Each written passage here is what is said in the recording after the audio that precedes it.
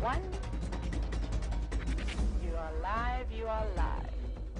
Good morning and welcome to the Sunrise Safari on this glorious winter's morning out here in the African bush. We are coming to you live from Djuma, Arathusa and Cheetah Plains Game Reserve in the Sabi Sand in the Greater Kruger National Park of South Africa. My name is Jamie and I'm back from leave and thrilled to be back from leave and reunite once again with Brian, who is on camera with me this morning. We have a special treat planned for you because I believe the fantastic Steph is out on a vehicle, lo and behold, and Mr. Hendry is on foot. We have all kinds of wonderful things planned for you. You can see we're all wrapped up like we're heading off into sort of subarctic temperature conditions. That's because we're South African, and as South Africans we're not quite built to deal with the cold. Even though it's only around 11 degrees this morning, which is 51 odd Fahrenheit, not too chilly at all, it still feels pretty cold when you're sitting here on the vehicle. Now don't forget that you can ask questions, and you can do that on #SafariLive on Twitter, or you can email through to questions@wildearth.tv. And what that means is that it's essentially a fantastically interactive safari experience, almost like you're on the back of the vehicle with us. If you were on the back of the vehicle, you would get to see how Brian is dressed this morning. He is, he's mostly just eyes and hands. That's all I can see of Brian. Just one tall shape covered in many, many layers. That being said, he does, of course, have to bear the brunt of the wind chill factor that flows over the top of the vehicle. Right, so plan for this morning. We've come through to where Karula was last seen with her cubs. Apparently she had a nyala kill not too far from where I am now. James said to me that he thought that she'd be gone by this morning, just because the nyala that she managed to catch was very small, so it was pretty much all gone by the end of yesterday's sunset safari. And I think I'm going to take his word for it, because while I'm driving along here, all I'm seeing is not leopard tracks, but hyena tracks wandering through. So the hyenas have come to pay Karula's kill, at least, a visit. Let's just double check along here. As in here, Brian's just telling me exactly where the kill was. I just want to double check. Yeah, the hyenas have definitely been through. Was to be expected. I'm just trying to see where the off-road tracks have gone. Maybe we can investigate. Let's go further forward. So she picked a spot right in the drainage line around a road called Ingwe Alley. Ingwe, of course, being the word for leopard in the local language. Here we go, there's vehicle tracks coming in here. And we're going to go check. We're going to see if Karula's sticked around. Sticked around is definitely not the past tense of stick. Stuck around Djuma, or if she's moved off further south. So while we investigate the site of the kill, let's head across to Steph, find out what his plans are for the morning.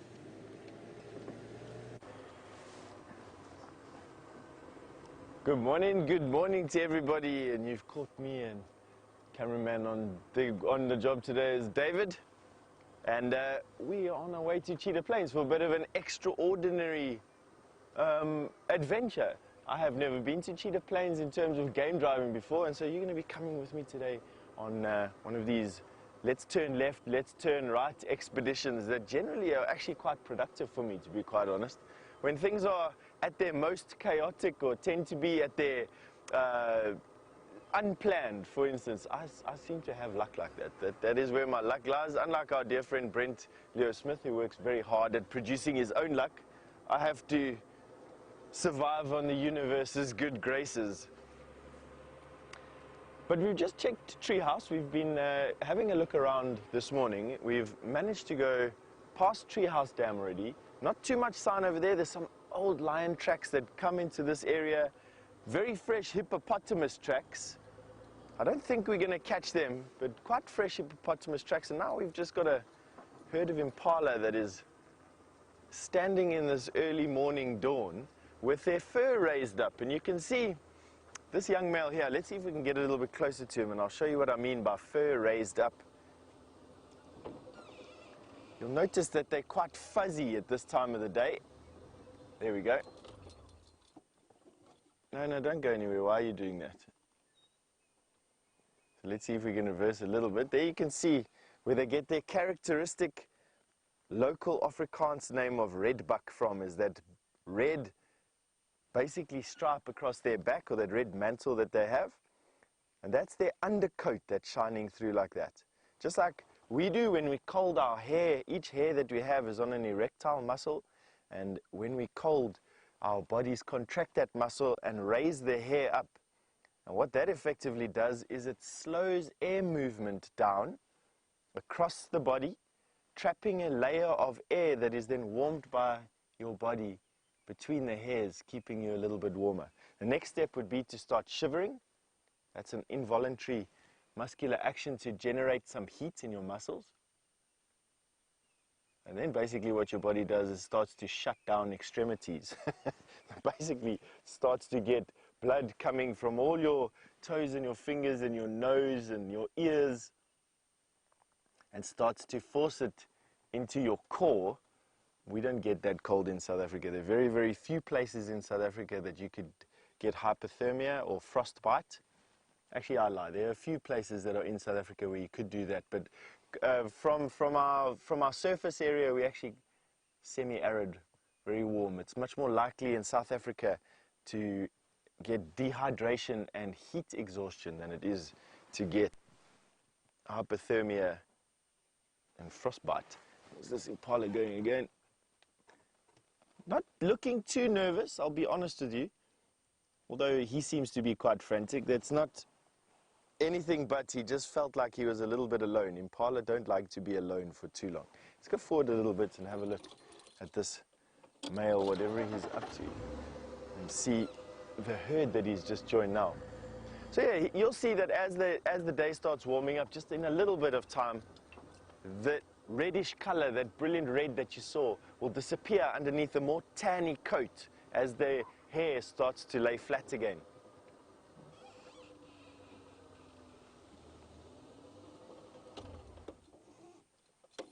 Now this is a mixed herd of Impala. There's some females and some males, and that hasn't been the case for the last couple of months. For those who watch the show, quite often you would have noticed that in May we had the rut, and their male Impala were separate. You had a dominant ram, and he was with the females, and then the rest of the Impala, all the young males, were grouped together in these bachelor herds. Now they've all joined forces again, and that's because from the rut, which happened in the beginning of May this year, basically there's been a decrease in testosterone levels in these Impala, and now they're not as aggressive anymore, and so they're tolerating these herds forming out of both males and females again. And that's a good thing. More eyes and more ears mean that there's a greater chance of seeing a predator. And so that's just Mother Nature's way. She has these dips and troughs in testosterone with these males. And when it's not needed for the two herds to be separated, the males from the females, then they join forces together and look after the newly pregnant females. And they will be pregnant for about, I think, gee whiz, it's like level 1 guiding over here, coming back to me again with trying to guess exactly how long Impalas are pregnant for, but it's 220 days. So they'll be pregnant for 220 days, and we can expect the first lambs to be dropped here at the end of October, somewhere around November, with the majority of them again in December.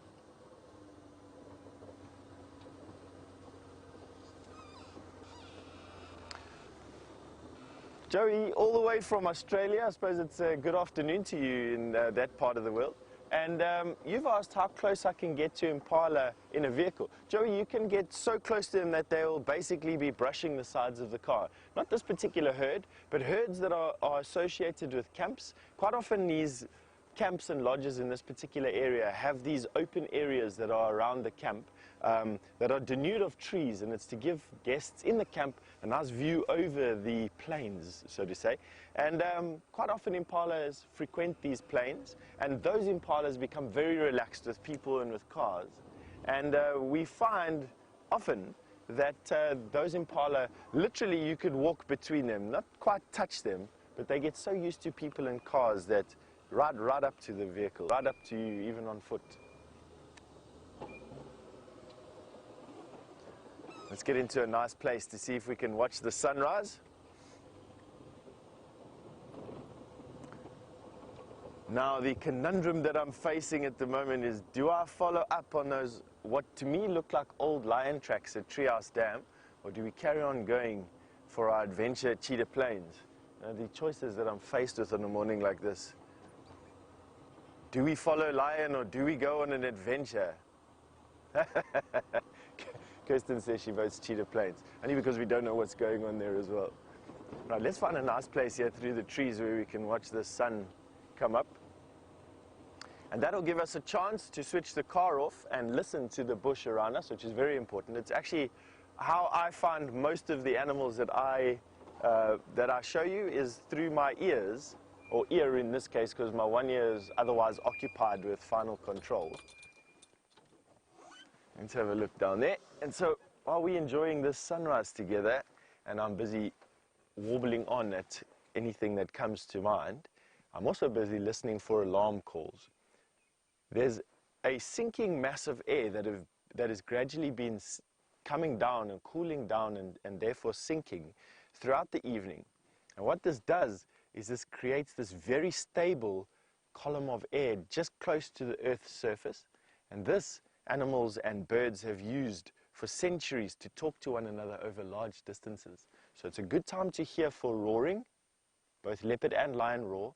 And it's also a very good time to hear the alarm calls of animals. Here you're looking through the tangled mass of a marula tree in the foreground, and the horizon, which is actually quite far, it's probably about a mile or two away.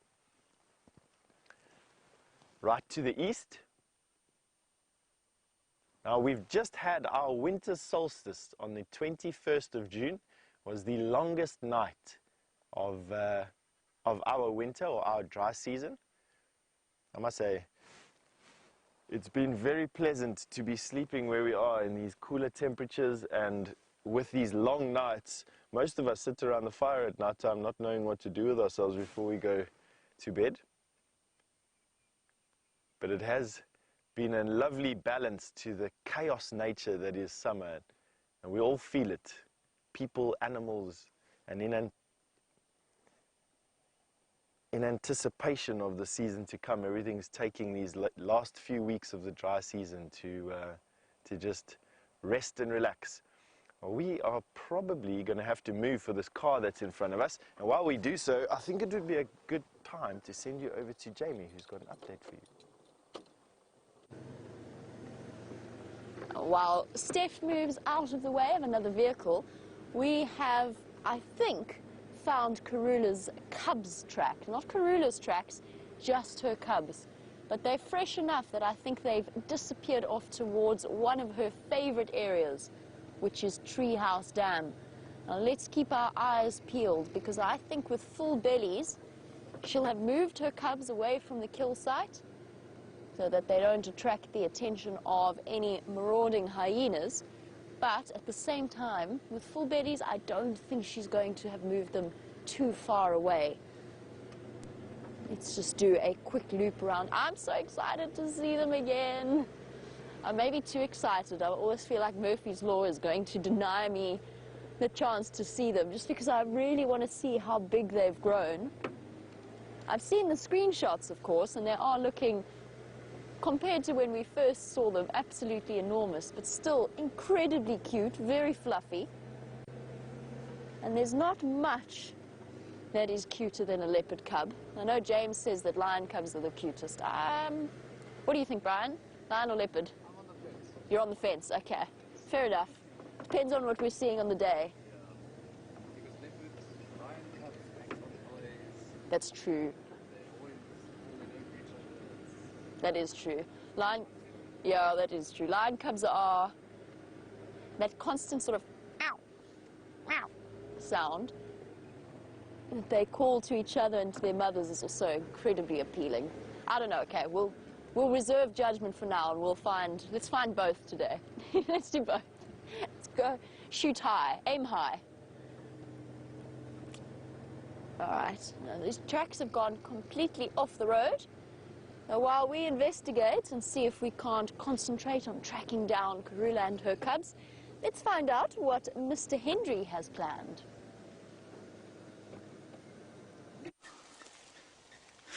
Good afternoon, no, good morning everybody. That's the second time in a row I've managed to make a mess like that. Good morning and welcome to the Bushwalk.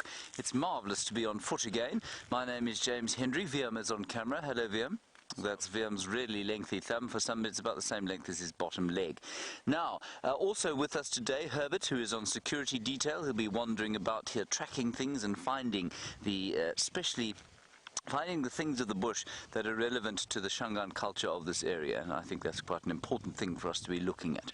Right, it's 11 degrees Celsius apparently. It feels a little warmer than that, but it's windy. There's a strong northwesterly breeze coming from behind me, and we're going to just sort of I'm not sure what we're going to do today. That's the joy of walking out here. We're going to see about the small things, and if we can help Jamie with tracking those little cubbies, then that's what we'll do. She's basically down there, where I'm pointing now with my rather impressive stick, and we're going to walk that way and see if we don't intersect with the tracks. And by that way, I mean we're going to move that way. Right, on we go. Now, of course, being on foot is a vastly different experience from being in the vehicle, and it is indeed very pleasant to be walking again, to be in touch, as it were, with nature in far sort of closer contact. Now, let us first take a look at this rather large tree. It's called a gardenia. It's called a Transvaal gardenia, or I think that's what they call it. Gardenia falkensii, anyway, that's the botanical name. And it has the most delightful smelling flower of all the flowers out here. It smells like sweet jasmine, only for 2 or 3 days of the year. But it is one of the last remaining trees to have leaves on it. And what's interesting, if you look around here, that's VMP being artistic this morning. If you look around here, you'll see that all the lower leaves have been browsed off. See that? They've all been browsed off. And clearly the top part of the tree has hardly been touched. Now that means that the giraffe and the elephants are not particularly partial to this, and it'll be interesting to see as the season progresses whether they become interested or not. I would also suggest that it isn't even the impala that are eating these. This looks to me like it's been fed on by a duiker and something very small. I mean, yeah, and an impala will eat, it could be impala as well. They reach up to round about this height. That's quite an interesting browse line. Here, everywhere you stop, you see, you find hundreds of different things. Is the burrow, I think. I would say that's a bushveld gerbil, or it's an excavation by a bushveld gerbil. And you know what they found here, VMP? Whatever it was that excavated this, quite possibly a bushveld gerbil, they found themselves a dung beetle ball. Now, inside this dung beetle ball, there would have been an egg, and the egg may well have hatched already, and the grub then would have been feeding on the dung. In fact, I think this is probably the dung inside here. And out of it, once it's pupated, when the next rains come, will emerge a very new dung beetle. Viam's just getting himself caught on top there. Yeah, I can't see anything in here. Let me try and break it with my stick. It was very successful. Did you see that, Viam? No, I was getting out of the tree. He says he's getting out of the tree. Yeah, anyway, this is still intact. Oh, you know, this is a marula. This is a marula seed. It is unrelated to this. So that's what would have happened here. There's also evidence of, in fact, so maybe this might not be a bushveld gerbil. There's evidence here of millipedes.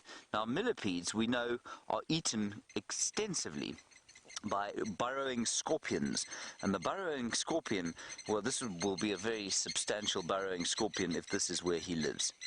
But that is perhaps what he is. He can cope with the cyanide in the millipede's body somehow, I don't know how. And so maybe that's what it is, rather than a bushveld gerbil, which would be rather more, I suppose, a seed eater than it would a grub and millipede eater.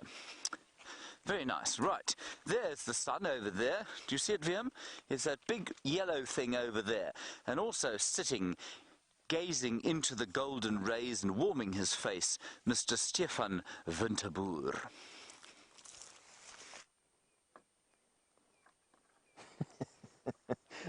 I'm actually warming my face. James isn't actually quite far wrong from that. Only thing is, is I can't even stare at the sun anymore. You're looking at the sun there through a filter or two. And because we've had such windless days the last couple of days, we actually have got no dust in the atmosphere. And it's actually almost too bright to have a look at, which is actually phenomenal. But one thing about this sun of ours, you know, it is our closest star. It is about 8.3 light minutes away, whereas the next closest star is 4.3 light years away.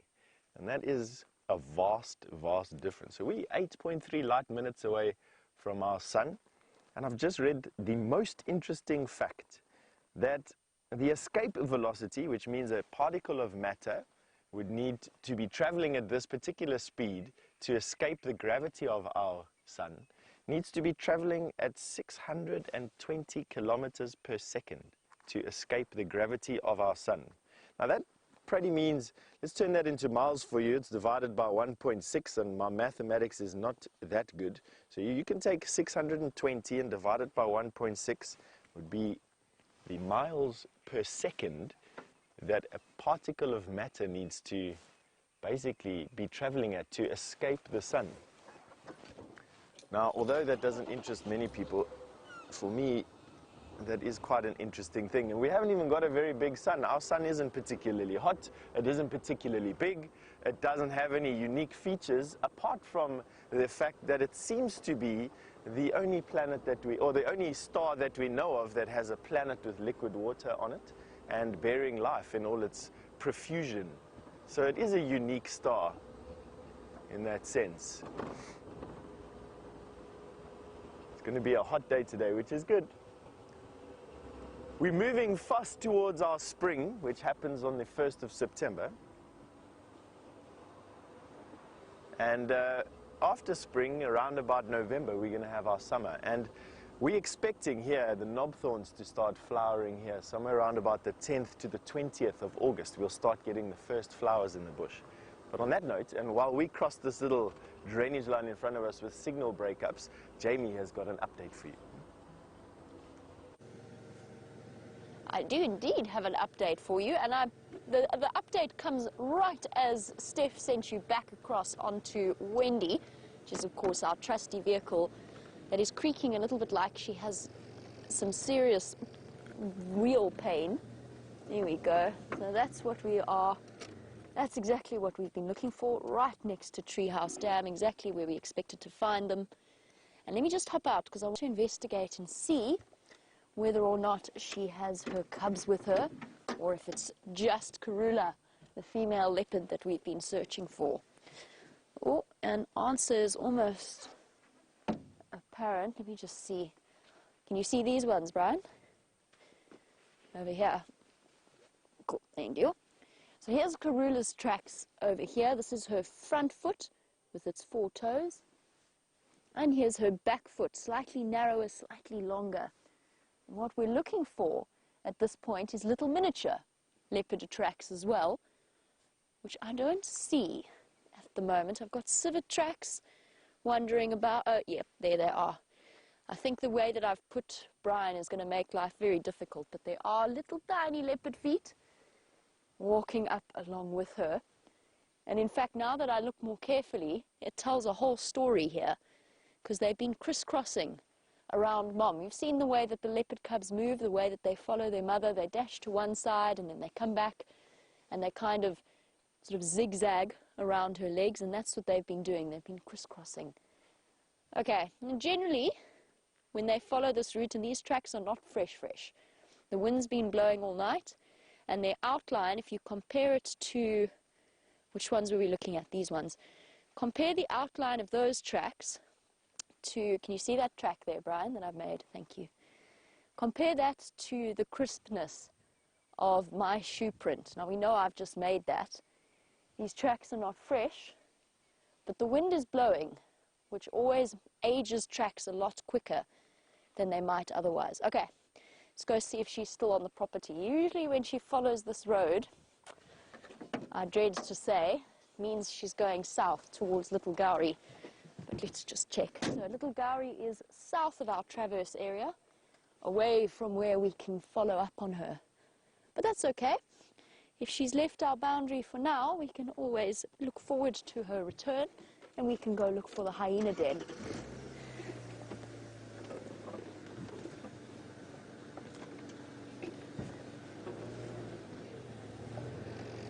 A lovely question from Michael, because of course if these tracks don't cross out, let's say they go into this block, then we'll have to go wandering about on foot to see whether or not we can find them.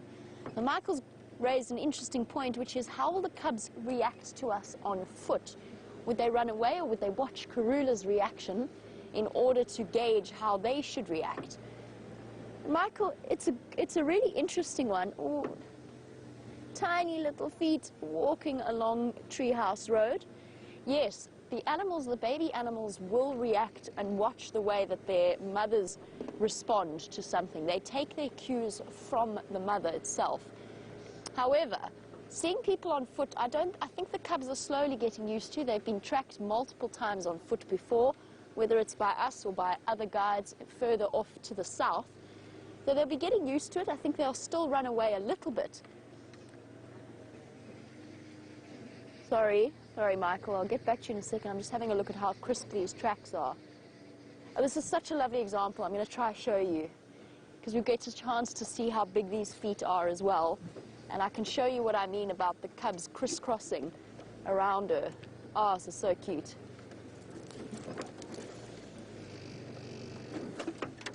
Okay. Sorry, Michael. Be back responding to you in 1 second. But just have a look here. You've got these little stream of baby tracks racing back towards where Mom has walked through. And there you can see where they collided with Mom. Backwards and forwards. Little cub prints absolutely everywhere. Okay, please, little cubs, still be here. You can almost imagine, you can picture the scene that happened here. There's just leopard tracks everywhere, bouncing backwards and forwards. And of course, they're at that age now where they're much more playful, a little bit braver, a little bit more confident in their abilities. Okay. Let's go and follow up, see if we can't. It's this funny thing, and I'm not the only guide that's ever felt this, but when you see tracks like this, you actually really don't want to drive over them. There's something so perfect about the evidence that an animal's left behind. It's almost like tearing up a newspaper with the day's news. It's a bizarre thought, I know, it's completely irrational, but it's just the way I feel. I hate driving over them. I like leaving them for somebody else to see as well, because they tell you such a beautiful story. Okay, we'll duck around them. Just close my eyes and drive. No, don't close your eyes, you're looking for leopards. Michael, I think they'll run away a little bit. They'll watch the way that Karula reacts, and it'll get to the point where they will be like Sindile was. So Sindile, when he was Shadow's cub, when he was sort of 7, 8 months old, when I first started working at Wild Earth, it was incredible. He was so beautifully relaxed on foot, even more so actually than his mum. And Shadow had a tendency, she hasn't done it for a long time, to me at least, but that's because I haven't seen her in a while, but Shadow had a tendency when you walked up to her to go brrr, something I think Brian experienced at one point, yeah. She'd come charging out with stiff legs and bristling fur, but Sindile, on the other hand, was absolutely magical. He was so relaxed. You could sit 20 meters, not that we did often, but you could sit 20 meters from him and just enjoy his company. And I think Karula's cubs will get to that point. And while we investigate, I think the wondrous and terribly entertaining James has found himself on a very popular spot at Wild Earth. Hello everybody, we're here at the Fireside chat, and James Richard, you reminded me, and well done for remembering that. We're here at the buffalo skull that we had in our tent, and in it of course we found 2 gecko eggs. Now in the interim, while we've been away, the eggs are still there, but you can only just sort of see them. So VM will now stick his camera up the cavity here, and you'll be able to see where the egg is. So is my hand in the way? There we are. You will be able to see it, I promise everybody. There. Oh dear, VM. What's going on there? You practiced this 5 or 6 times. Yeah. Okay, now that white bit there is the egg. White bit just to the left of that sort of a ridge of bone, there's an egg there. So there is at least 1 gecko egg left inside the cranium of this buffalo, which I think is rather splendid. It looks a bit muddy in there because a whole lot of the termite mound that had been built up the side of the tree that I left this against seems to have fallen down into the skull. So that should provide a little bit of a sort of covering, I suppose, for the little gecko eggs. We don't know when or if they're going to hatch. They may or may not hatch. I think it's quite an odd time for a gecko to have laid her eggs in the middle of winter. Normally, apparently, it's in the summertime, and quite interestingly for a reptile, they only lay 2 eggs or so, which is not many eggs at all. All right, let's go this way. We're going to head down vaguely into the area where Jamie is with those tracks. We all think that she's probably crossed south, but let's go down there. We'll see if we can give her a hand. In the meantime, I'm sure there'll be lots of other things for us to look at. Over in the distance, we can hear a whole lot of elephants shouting. And while we are just seeing if I don't think we're going to see them. They're quite a long way west of where we are now. Mike in Florida, you want me to try and find you a scorpion or an arachnid? Now, I'm not the eyes of Steph, but I will certainly do my best to find you a scorpion or another kind of arachnid. Very few and far between are the spiders and things at this stage. Right, let's carry on here. The elephants are all shouting off towards the west. I've lost my stick. I knew I'd lose it. I think I've probably dropped it by the fireside. I'm just looking. Herbert's very kindly gone to fetch it for me. Thank you, Herbert. Baba Herbert. Gary, you want to know why I need a stick? Well, I need a stick for 2 reasons. The first is to bash VM on the head when he's not behaving himself. The second is to, when a buffalo charges, what you do is, as you got to time it just right, you take a swing like that, and if you clock it just behind the top of the head, you stun it, and it sits down, and then it doesn't kill you. That's why I need a stick. That is, of course, utter nonsense. I carry a stick purely, you know what, there are 2 reasons I carry the stick. First is because I quite enjoy pointing at things with it. The second is that the last time I didn't have a stick, I was shown a clip of myself pointing out some stuff on a termite mound, and my left hand sat at this very strange angle. And I was described as a sort of Tyrannosaurus rex, an effeminate or velociraptor. And so I decided that I would from henceforth always carry a stick when I was on foot. Right. I'm not sure if you've been introduced to Herbert properly this morning. This is Herbert. Herbert lives very close by. He is a superb tracker. He's a superb guide. And he is basically on security detail helping us to just spot things, because, you know, when we're on foot like this, it is very important that we keep very aware of what's going on around us. And while certainly we've done many walks with just the cameraman and the presenter, it's much safer now because I can just concentrate on the lens and VM can concentrate on filming and that sort of thing, and we know that Herbert's got his eyes out in the bush looking all the time for anything, well, that might be entertaining or that could be a potential threat.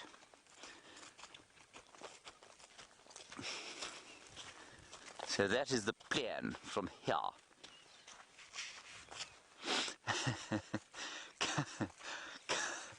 Kyle, I'm going to assume that your question is slightly facetious. You're saying, do I have any plans to climb a tree? Kyle, I don't, but if I find a candidate for tree climbing, yes, I will certainly climb it. I do need to sort of redeem myself after my last attempt, which resulted in a slightly odd fall from the top of a tree. I didn't fall onto the ground. I therefore do not say that I fell out of the tree, but more sort of within the tree. So I might try and climb a tree. We'll see if we can find a good candidate. I did find one yesterday while we were on drive. It was a marula tree that had a whole lot of moisture sort of in the branches, which was very strange indeed. Not sure why it was like that or where that moisture came from. Now, one of the nice things about the winter, if you look down through there, we can see through the bush, and those elephants are wandering about somewhere over there. And in summertime, of course, that would be far, far too thick for us to be able to see anything. So it's quite nice in wintertime to be able to see a little bit better. Right, let's head across to Jamie, get an update from her while Steph heads towards Cheetah Plains, and hopefully we'll have something interesting the next time we see you. Well, as we cruise along incredibly slowly, checking the southern boundary, my update is to tell you something that happened behind the scenes. Obviously, I've been on leave, and I missed out on all of the shenanigans that were occurring, but thanks to our loyal viewers, I did get to watch the video of James falling out of the tree. I mentioned it casually in conversation last night, to which he replied, "I'll have you know I didn't fall out of the tree. What happened? The branch snapped, and I controlled my descent most gracefully." It wasn't graceful at all. There was nothing graceful about it. The branch snapped. I can only imagine how his shoulder must have felt after that, because it took the full brunt of his weight. Oof, must have pulled terribly. But it was hilarious to watch. So thank you for those of you who put up the video. Between Brent and James falling out of trees, they've given us a very clear indication that perhaps as a species, we are no longer have the climbing skills that our ancestors used to have.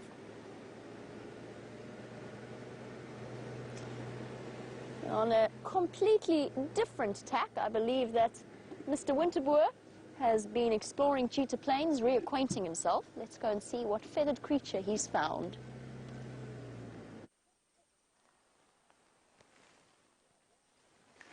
Yes, and we are at Cheetah Plains, and we've just got one of my most favorite birds, the glossy starling, the greater blue-eared glossy starling. Getting its name from that cheek pad that you see just below its ear. Now, it's quite difficult for us to, they're quite fast-moving birds, but just have a look at those colors, that brilliantly orange eye. There we go, standing in the sun for a second to try and get you. See if I can move my car slightly. There you go. An insectivorous bird, so running around on the ground looking for tidbits, insects, ants and termites basically. See if we can go backwards a little bit. All right. Just all of David's skill at, no.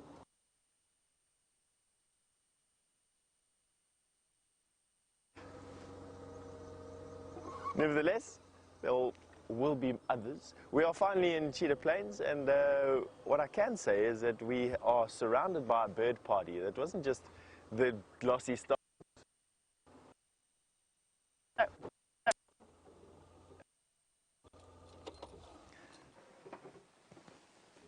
Oh, did we blow that one? All right. Fast-moving birds. All right. And from the birds that eat worms to the actual worm, James has found some.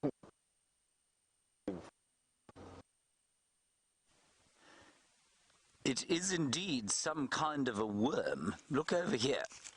And worm, of course, is not actually a biological term. This sort of worm is actually an insect grub. And it's, I don't know what it is, but you can see its digestive system. You can see that black bit going down through the middle of it. It's quite interesting. And Herbert says it's called bongo in Shangaan.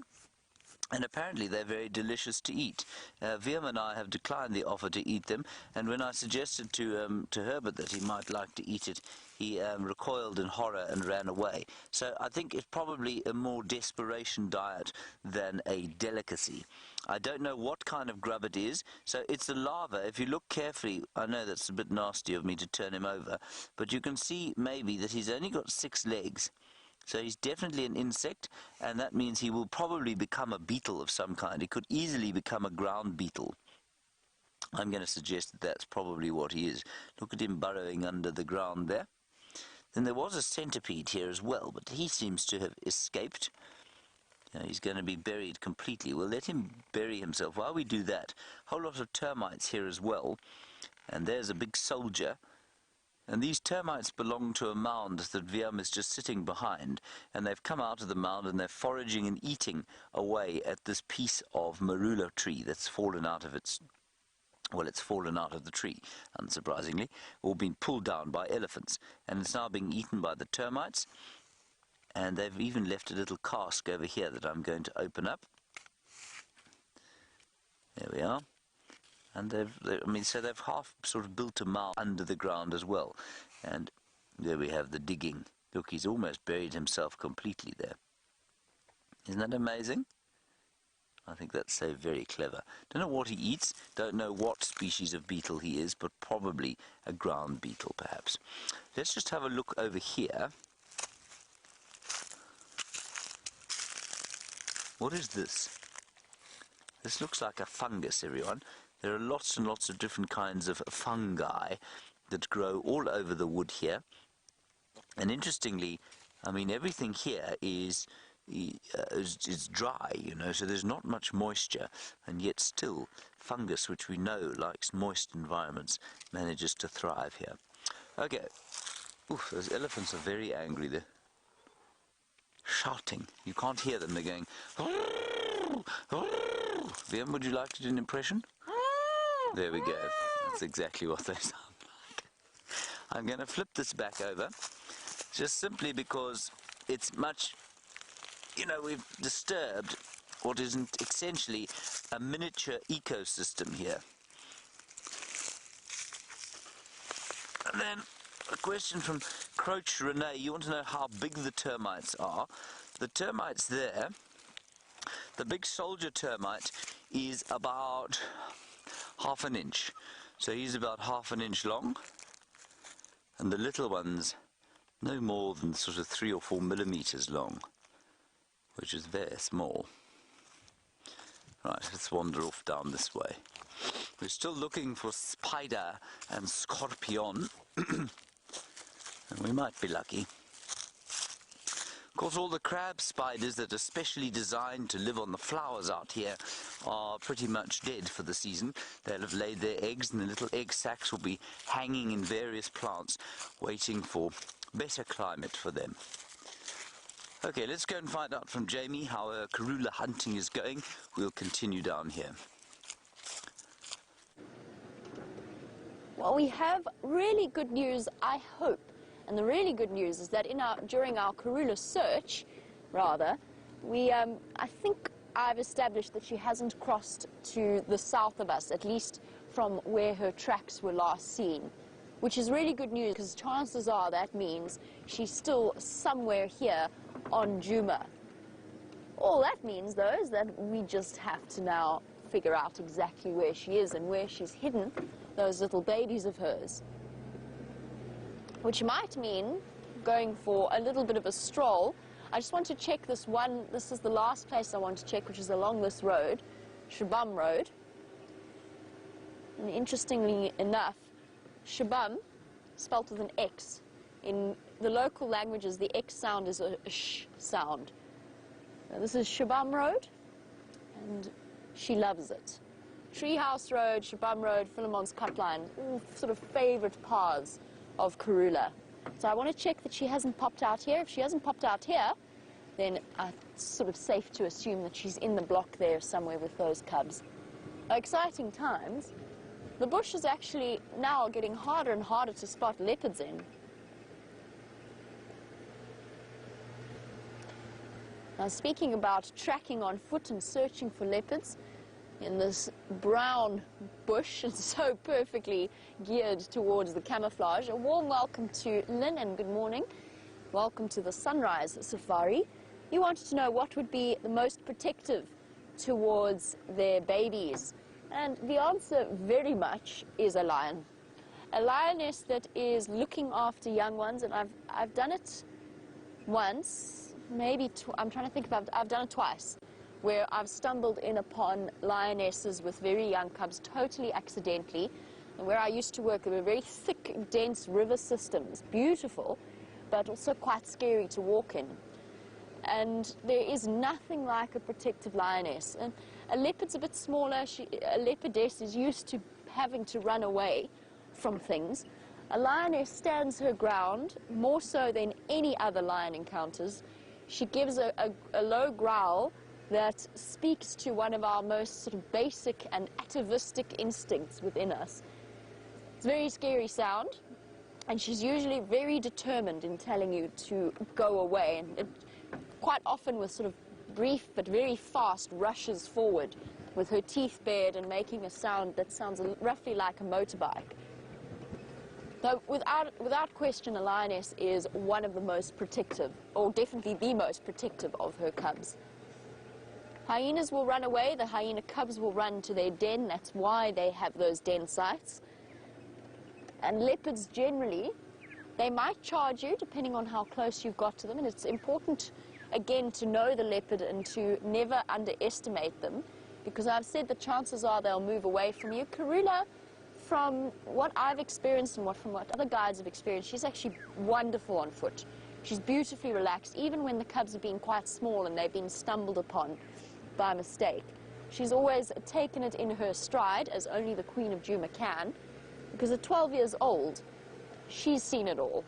She's learned all about what people on foot means and doesn't bother her in the slightest. I'm not sure I would feel quite so comfortable going to look for the Nkuhuma lioness, for example, with brand new cubs.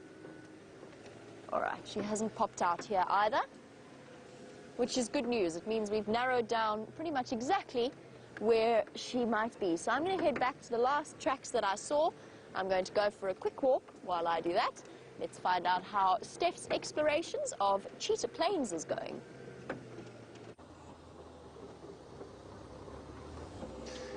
And it's lucky that you just come back to us, in actual fact, because we're about to approach 3-in-a-row pan, which I'm hoping has been pumped. It's not a naturally occurring pan. It is in a bit of a drainage line sort of depression, so it tends to lose water quite quickly, I think either from the gradient or actually just from the porous nature of the pan. But what is going to be nice is seeing what's there. This time of the day, these water sources generally are not good to see animals, but they are a fantastic place, a node, so to say, to have a look for whatever's been passing through in the night. Quite often, leopard and lion frequent pans in the dark, as no doubt you would have seen from time to time on the dam cam. And Scott has just asked me if I've ever seen a pangolin. I have, Scott. I've been privileged enough to see quite a few. I can't remember offhand exactly how many I've seen, probably about 5 or 6 pangolin in my life, with the first one being here in the Sabi Sands. It's one of the greatest, it's one of the areas of that you have great luck in seeing pangolins is the Sabi Sands, and all due to a study that was done by a scientist called Jonathan Swart, who for years used to track and follow pangolin. We've got some water here. And he had a couple of pangolin that he used to be able to radio collar, and you could join him on these walks and see these pangolin.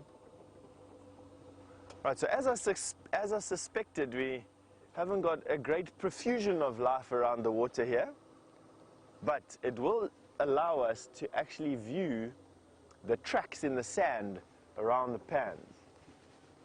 As I was saying, the dam cams that you have access to, quite often we get these updates from you, which are most welcome, by the way, to tell us that there's been lion or leopard at some odd hour in the evening.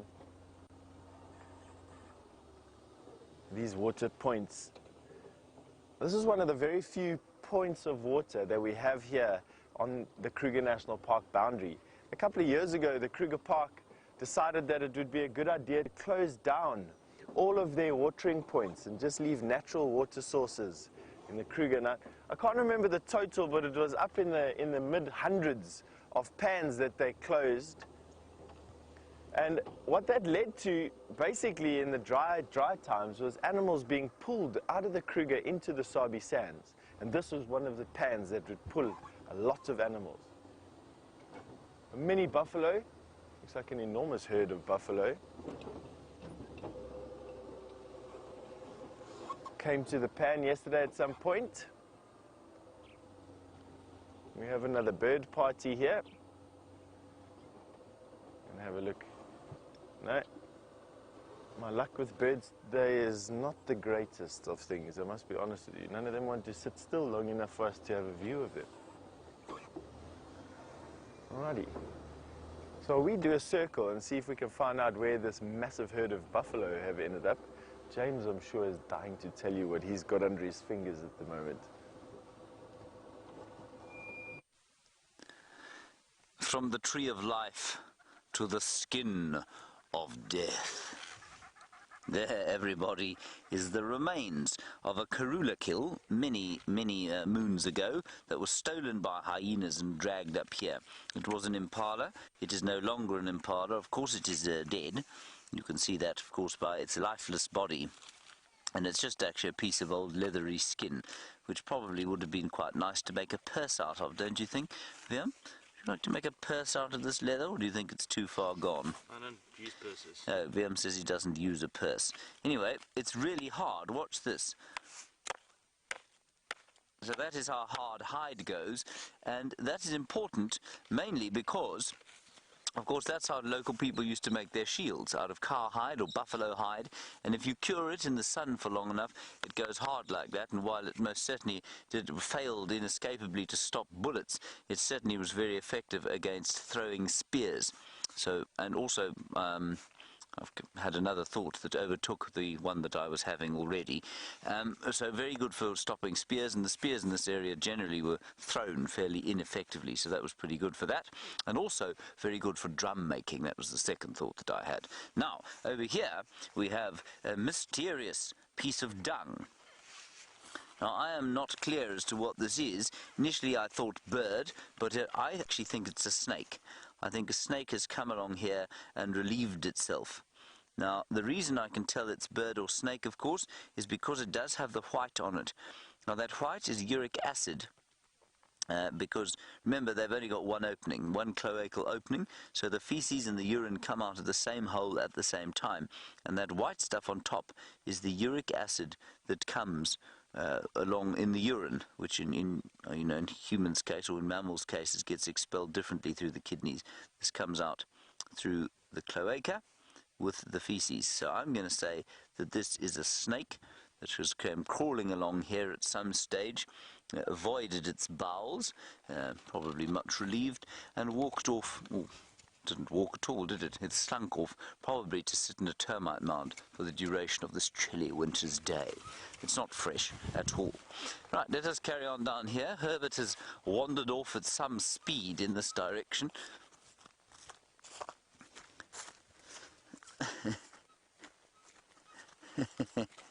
Kathy, you want to know if I'm going to show you any bush survival tricks. Kathy, I'm not a great bush survivor. I'd love to tell you that I am, but that really is Steph's kind of speciality. I could certainly make an attempt to show you a few, and you want to know what Herbert also thought of Steph's attempts at drinking fresh elephant dung. I think Herbert was scandalized to the point of wanting to find another job, to be honest. No, that's not true. But Herbert certainly suggested it, and then I remember Steph saying, asking him if he'd ever done it before, and Herbert said, no, of course he hadn't. He drinks water at home. This thing smells horrible. It's an Impala head, but it's quite nice. Oh, it really is quite violently stinky, isn't it, Viam?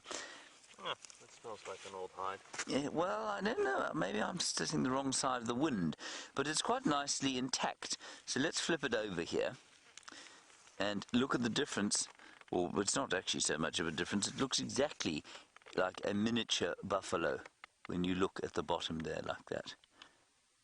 And those are the herbivorous teeth of a ruminant. So they chew and they chew and they chew twice over the food that they eat. And you can just see the little brain case inside. And I was reading quite interesting today, you know, the size of the brain. So an impala obviously has a much smaller brain than a buffalo's, but it doesn't necessarily make it less intelligent than a buffalo is. It's appropriate for its size. No, it's... I thought Herbert was calling us, but he was sneezing. Ugh. That is amazing. Jen B, you want to know if that hardened hide would be good enough for shoes or shoe bottoms? Yeah, I think it would. I think it would be very effective for it. I think it's probably too far gone now. I'm not sure that you could resuscitate it sufficiently to work it into shoes. But were I a cobbler, I'm sure that Impala skin, probably buffalo skin better, but Impala skin could be used for soft shoes, perhaps for slippers. All right, I think that's all I can tell you about this. Sorry, Dina, I missed your question. We're going to have that again. Oh, where's the organ of Jacobson? How very nicely asked, Dina. Unfortunately, it's been removed. The organ of Jacobson, everybody, is that vemeronasal organ, and there are two little holes here in the front of the herbivore, or most mammals' palates. That's the palate there. If you turn it over here, it's on the nasal bone here. It probably sat on that ridge of bone somewhere there. It would have been a tiny little organ that then sends indications into this not substantial brain, and that of course helps the animal interpret signs of, or pheromone signs. So you've all seen those animals do the phlegm grimace, or many of you would have. You've certainly seen horses doing it where they lift the top lip. Cats do it as well. These guys do it to a certain extent, and they've all got what's called the vemeronasal organ, which interprets pheromones, especially in urine. And I don't know if you saw there was a flesh-eating worm, which also would have been a larvae, probably of a flesh-eating beetle, that just crawled into that little socket there, and that socket would have had a nerve coming out of it at one stage of this impala's life, before it was undoubtedly killed by something like a leopard. I think probably a leopard killed this. And it's been sort of untouched by hyenas, because I think if a hyena had taken this, they would have eaten the entire skull, as would lions. But leopards would have stopped at the soft, bony bits above the nose. Right, now, if you are a younger viewer watching, please remember that if you do touch things in the wilderness, and it's ideally you've got to be very careful about what you touch. Plants, generally no problem. Dung, you've got to be a little bit more careful of. Rotting flesh and bones, you must be particularly careful of. And if you do ever touch anything in the bush, please make sure that you wash your hands before you touch your face or your mouth. And that's something I still have to remind myself to do constantly. Right, we're just heading down in a sort of southerly direction on a game path, and you can see this is a natural place where animals would walk. Now Jamie and Steph are tracking, so with any luck they'll be lucky. That's probably not the best English in the world. With any luck they'll be lucky. Come over here and let's have a look at this tree. This is a red thorn tree. I've always liked the name of the red thorn, not sure why, and it is an extremely important source of forage. And as Brian was pointing out to me the other day, he said to me, why is it that these acacias have still got perfectly green leaves when everything else seems to be starting to lose their leaves? And I had to say to him, Brian, I've got absolutely no idea at all. I didn't say it like that. But what is interesting is that these acacias have got a hugely high tannin load, a lot of them. So we'll taste one. Liam, would you like to taste one? Liam says, yuck. I'm going to give him some anyway. Horrible. Is it horrible? He says it's horrible. It actually doesn't taste as tanniny as I thought it was going to taste. But there will be some other chemical compound in this plant that makes it unpalatable. And it's only now, as we get late into the dry, or not, we're actually just into the middle of the dry season, that this tree is becoming an important source of forage. Now, it's obviously been pushed over many, many times by elephants. The main trunk most recently over here, and it is still alive. I just think that is quite remarkable that this thing is still perfectly alive. And just quickly, you can see why it's called a red thorn. You can see there, look at the underbark there. It's a lovely, rich, rusty red colour. Isn't that nice? Acacia gerardii. Oh, I put you at a horrible angle here, Vim. There we are. Lovely, rusty, rich red. Okay, let's go across the Cheetah Plains, where Stefan Winterboer is investigating the pleasures of the great open areas there, and we'll catch up with you further to the south.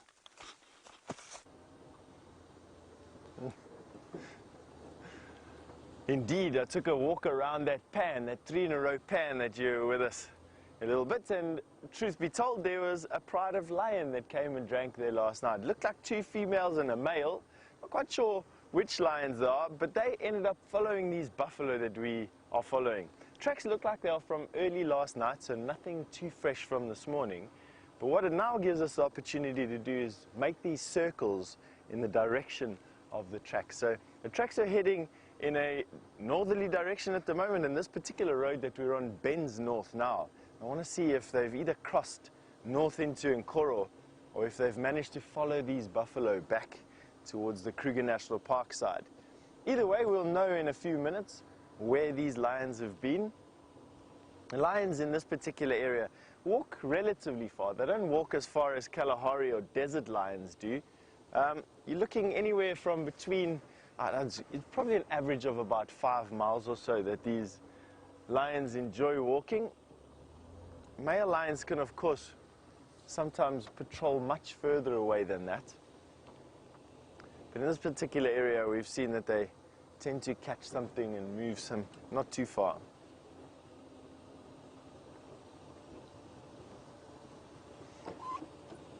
So Mitz, all the way in Melbourne, let me show you here, if I can. It's not the greatest of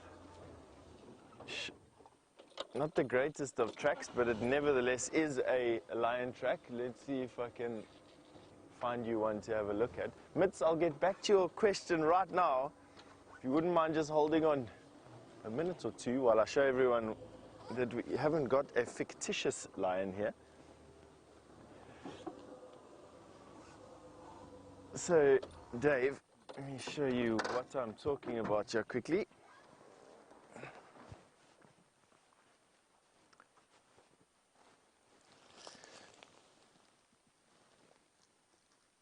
Inside the middle of that circle is a lion track, and basically what I'm seeing is the back of the pad here, 1, 2, 3 lobes, and the toes, 1, 2, 3, 4 toes.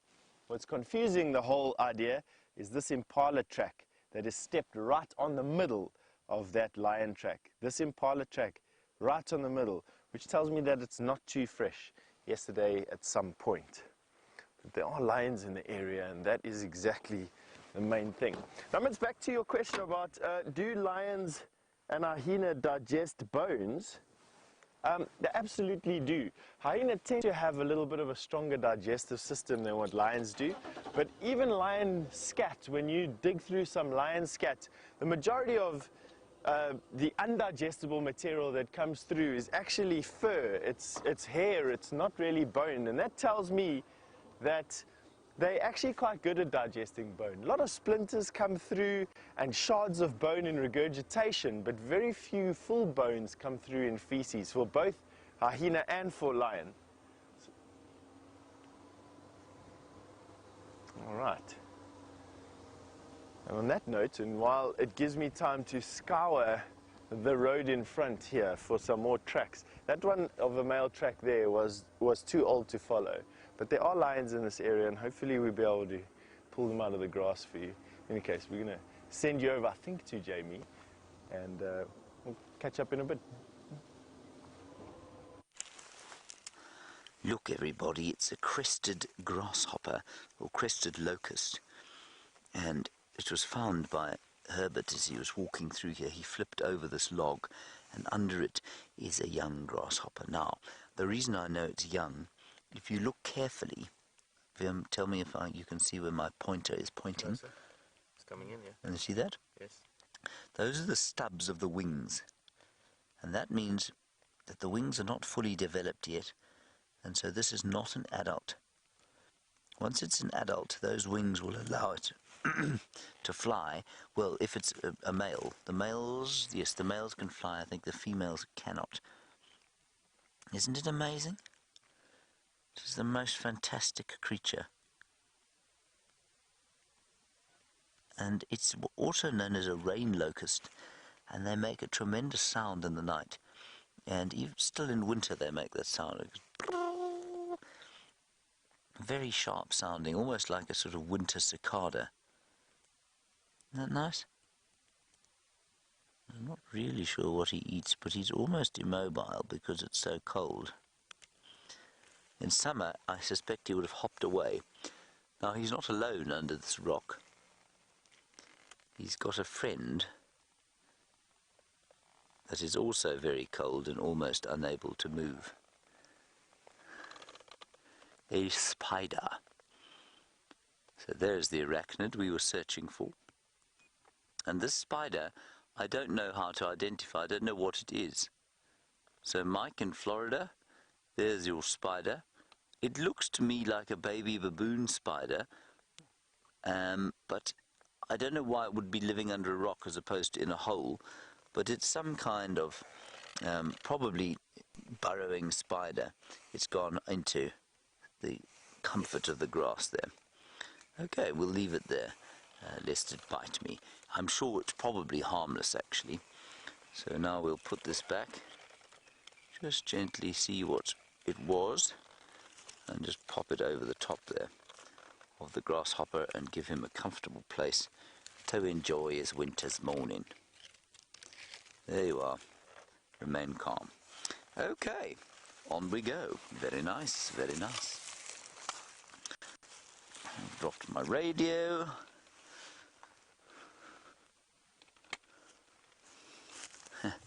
Justin, you say, what is something I have learned in the bush that I will never forget? Justin, there are things I learn in the bush every single day that I hopefully will never forget, but that have profoundly altered the way my view of the world is. Justin, I don't know so much that it's a fact or an interesting piece of wilderness knowledge. I think it's far more a sense. It's a sense of the world, it's a sense of our place as human beings in the world, and a sense of how we interact with nature as the sort of apex predator. I almost don't like the word saying that, but I guess that's what we are. We're the apex predator. And so it's been a profound learning experience to see how animals and creatures and everything else out here reacts to us as human beings. So I suppose that's what I would take out of this if I ever had to go and do a desk job in a city somewhere. That's what I would try and remember with me, or take with me the whole time. And also, I think the other important things that I've learned out here have been, I mean, apart from all of the incredible things I've seen and the wonders of the tiny little pieces of nature you learn about, those spiders and those grasshoppers and those locusts, and then all the way up to the elephants and the buffalo. It's been an interaction with people like Herbert who have altered my life profoundly, because of course I come from the city. I come from a white South African, which means I come from a background of tremendous privilege, that was, you know, born of the fact that I was born with a white skin. And coming out here and working in these areas has introduced me, of course, to the majority of South Africans who are, by and large, poor and live in a very different way. And that has been I think possibly even more valuable to me as a human being than my time working in the wilderness. And it's only through my time working out here that I've come across fantastic people and learned so much more about the whole of South African and indeed probably African society. So, nice question there. Probably better discussed over a table and a fine Scott malt whiskey. Hang on, we're going to go to Jamie. Just hold the camera steady, Liam. There's something on it that you will not believe. I just have to capture it. There it is. Look at that. It's a little stick insect.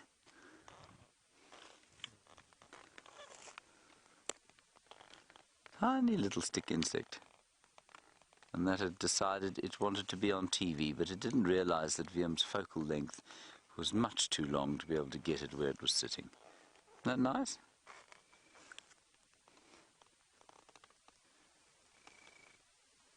Come back. It's coming back to you. Alright, let's head across to Jamie, find out how her leopard tracking is going.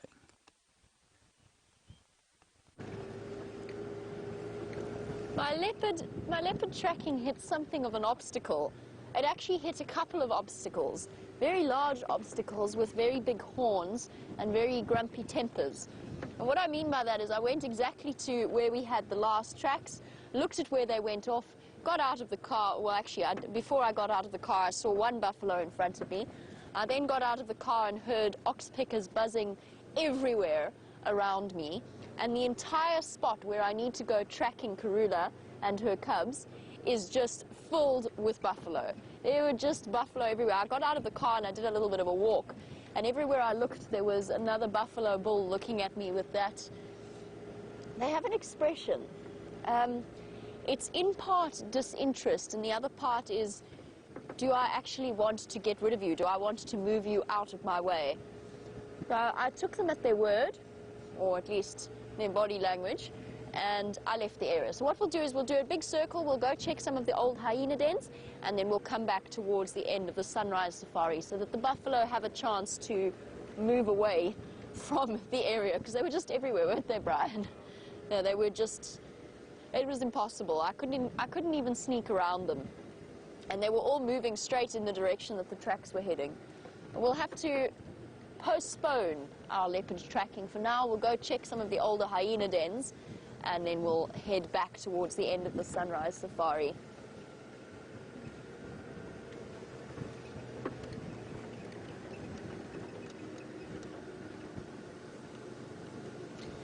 Reckless, you were wondering on the subject of finding leopards, why we don't microchip them to make them easier to find. It's a question we often get. The biggest answer is the value, for example, with Sindile, the fact that they needed to keep track of him. So he's got a big collar on that sends out a GPS signal of his position, or at least used to send out a position of where he was at that particular time, where he was, not what he was doing, but probably what he was, if he was moving, if he was still, and so on. Now that has immense value in terms of its research potential, because it allows the vets to keep track of him and track his progress and his recovery now that he's been released back into the wild after 8 months in quarantine. So you have to weigh up the benefits against the harm that it does to, or at least the level of interference that you have with that animal, because putting a microchip in, it's not so easy. So what you have to do is you have to dart the animal, which already carries with it a certain degree of risk. You cannot dart an animal, anesthetize it, without risking that animal's life. Sometimes things go wrong, just as it does with human beings when they have general anesthetic. And for the animal, it then means a collar, which first of all is clearly invasive for them, and also, secondly, for an area that's as reliant as it is on tourism, looks terrible on the animal. It's that sort of constant reminder or constant sort of message that these animals aren't wild, when they are, of course, completely wild. But it doesn't appear that way to the tourists who come and view them. No, the other alternative is you pop an abdominal tracker in their abdomen. Now that's even more invasive, because you've got to cut the animal open. You cannot do it with females. So we wouldn't be able to do it with Karula because of the uterus and the ovaries in that area. Can do it with males, but again, it's got very limited range in terms of signal because obviously it's in the abdominal cavity itself. And second of all, it's got a limited lifespan. So with collars and with the abdominal implants, their batteries run out, which means you've got to keep darting that animal, keep anesthetizing it, and you just increase the risk that you are exposing that animal to. Sometimes it's worth it, as it is with Sindile in terms of keeping track of him and the value that that research is bringing to the conservation societies. And sometimes it just isn't. And also for us, half of the joy, it's wonderful when you bump something. When you bump into something, it's that incredible sense of surprise. When you track and when you follow the signs, when you track and you follow the footprints and you actually find that animal on foot or after a couple of hours working for it somehow makes it even more rewarding. So we don't keep track of the animals like that. There are certain animals that are kept track of. Elephants, buffalo, there are some with sort of collars that give us positions or give the researchers positions, and that's very valuable. But for us, it's not something that we need, and half of the fun is in the journey and the search for that animal. So while we journey on towards the old hyena dens, let's find out what Steph's journey entails.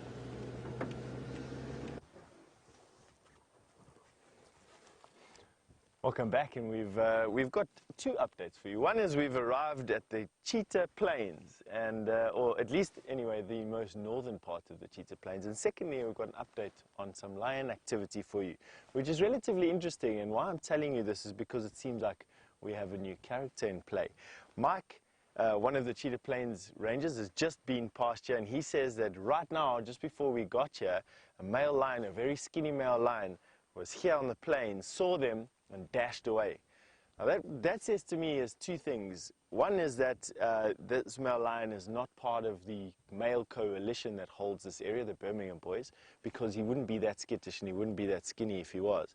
And secondly, not being comfortable around vehicles tells me that this male lion is from the Kruger most likely. Male lions that don't see a lot of cars or don't see cars at all are very skittish when they first see cars. And in particular, they'll be very skittish if they're on their own. Male lions like to be together. They like to form these coalitions. So a skinny male means that he's probably left his pride at some point. He's not capable of hunting that effectively just yet. He's mainly relying on what hunting he can do, but mainly scavenging, and then not being part of a coalition and not knowing cars, which is quite exciting. You know, it's always nice to see and hear about these new nomads, these new characters. He's somewhere here. Mike said to me that he was running away from the car towards the west and the northwest. He thinks that the line carried on going across this drainage line in front of us. However, one thing that I did spot, and which we're absolutely going to be doing some investigation on, is in that direction there. I'm just trying to think. There we go. Just past the aerial in that direction thereabouts. Let's see if we can get them. There we go. Are two vultures. These look like white-backed vulture. Now, while it's not that uncommon to have vultures on a cold day like this sitting in a tree, definitely says to me that I need to go and have a look at what they're there for. It's an outside chance, an off chance, that this male lion may have made a kill there or has scavenged a kill from something. He came then to drink some water here at this pan. That's when Mike found him, and now he's lying somewhere, hopefully feasting on whatever he's managed to steal there. Mike didn't give me the impression that this male lion had anything in his belly, but it's definitely going to be something that I go and have a look at in the next couple of minutes. So we're going to head off there. Jamie has found a buffalo for you, and I'll have some news for you in a bit. We have found the most extraordinary sighting, and I wonder if you've spotted it yet. There we go, just that little bit of movement. This is so unexpected. It's so late in the season. Look at this. Brand new, still soaking wet. Look, it's still covered in the muck from its birth around the top of its back and its leg. Oh, little one. Welcome to the world. A brand new buffalo calf. Isn't this just too special? Okay, little one, up you get. Up you get. Oh, it hasn't even worked out how to use its legs yet. But it's thirsty. Come on, Mum. Come on, Mum, you've got to encourage this little one up. There you go. Oh. Hello. There you go. Almost. Almost. Up a little bit. There's Mom. Mom is absolutely ancient. Sorry, that's not probably entirely fair. She probably doesn't appreciate that. But just look at her horns and her face. This is not a young buffalo cow. You can even see, as she chews, you can even see the worn down state of her teeth. And she's done a phenomenal job of bringing this little baby into the world. Especially considering how little grass there is to eat. Most of the other buffalo have had their calves by now. She's had to finish off the final moments of gestation with so little food. It's incredible what her body has put in to produce this little baby. There we go. Almost. Come on.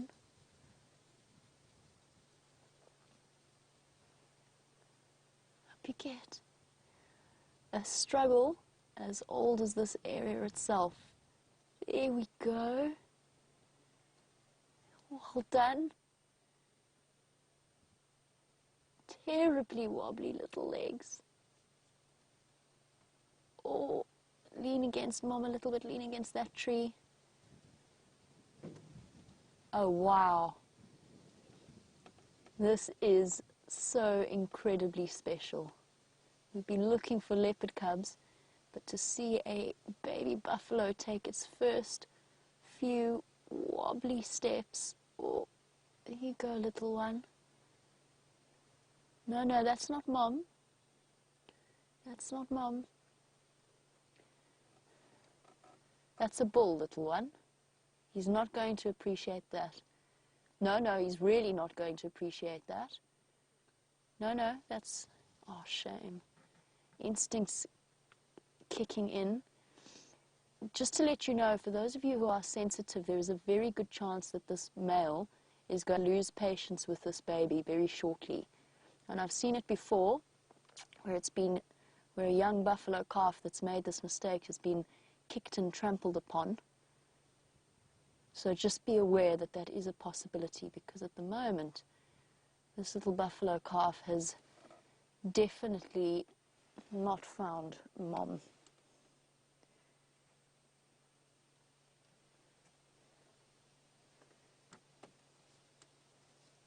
Oh, little one.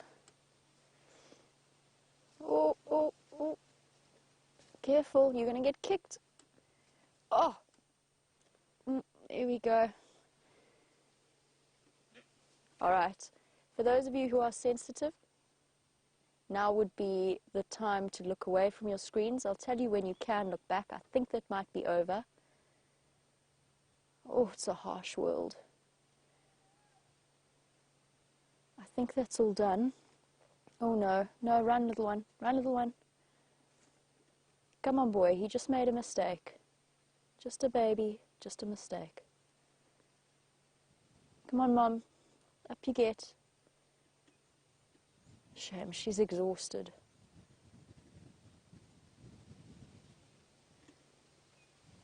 Okay. The buffalo bull is turned away now, so for those of you who stopped watching, you can watch again. I'm not sure about whether that buffalo caused any injury to the calf, but it seems to be okay. It's on its feet. And now we need to hope that Mom gets up so that this little calf starts feeding, because it's hungry now. And that's why that happened. She moved away from the safety of the herd to give birth.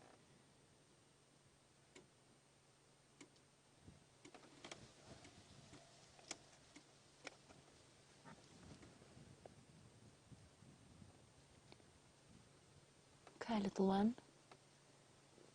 Shame. You can see its back's arched, very unstable and very, very hungry. And in this chilly winter, oof, it's still wet. Mom needs to give it a good clean. I think because of her age and because of the drought, she's struggling in terms of energy. This has just taken it out of her. She can't quite bring herself to stand up. She's exhausted. Girl, you poor thing. She's had this calf so late. Most of the other buffalo calves... Oh, oh. You might want to stop. Okay, it's okay. He's just lying down. I thought he was going to aim a kick at the calf. All right, little one. Here you go. Hello, little girl. It's a little female. I can gauge that just by the way that she's urinating.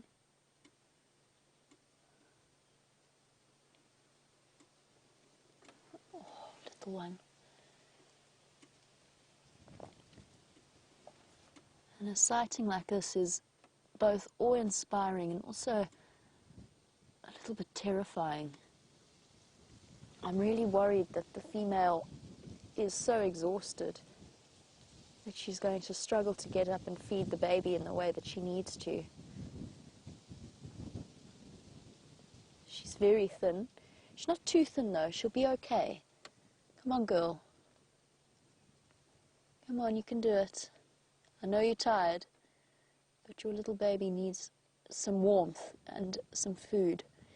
On this chilly winter's morning, a tiny baby like this needs to get dry as quickly as possible, and I don't think she's had the energy that she would under normal circumstances to actually lick it clean and dry, which is why it's still sticky. And as you know, babies of any kind get cold very, very quickly. Oh, little one. This is brand new. This calf entered our world probably less than a couple of hours ago. I would say in the last 2 hours or so.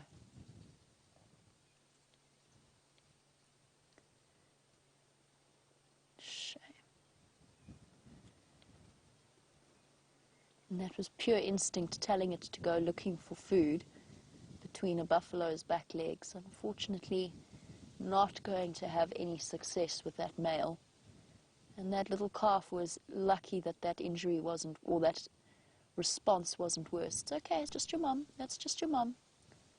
Imagine that, your first few hours of life, and that is your first lesson. Life is incredibly tough for these amazing animals. Luckily, nature has made them equally as tough.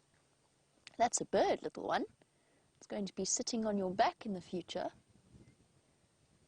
helping you out. Shame, already the flies settling down and the baby not yet used to the sensation.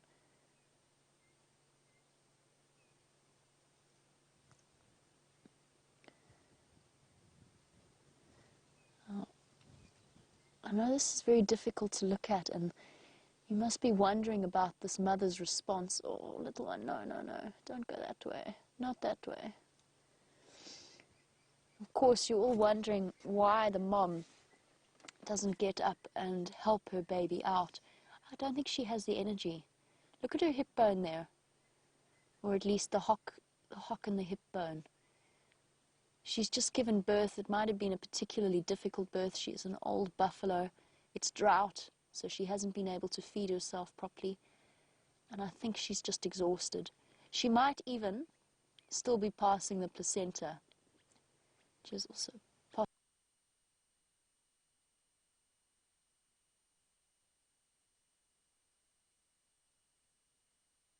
Help but notice they seem a bit skittish.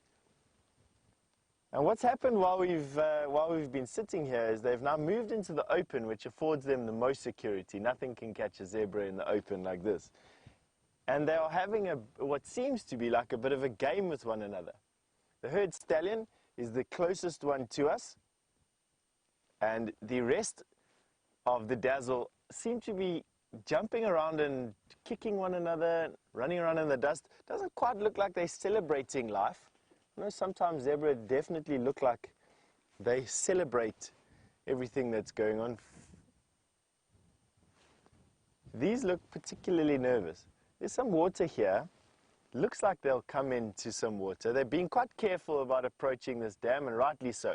In the dry season, lions literally camp near water. And judging from Mike's story this morning, there's a male lion here somewhere who's hungry enough to try out, probably, the zebra. Now, the wind is blowing from basically into the zebra's faces, and I think that's what's giving them the heebie-jeebies about approaching this pan, is they've probably got a nose full of this lion that's here somewhere. I'm hoping that they entice this cat to come out of cover wherever it is.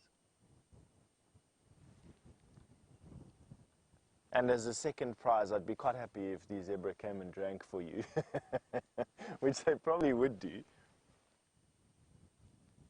The herd stallion walking up to us. And we'll keep you posted. I don't want to take you away for too long from that young buffalo calf. We'll be here when you get back.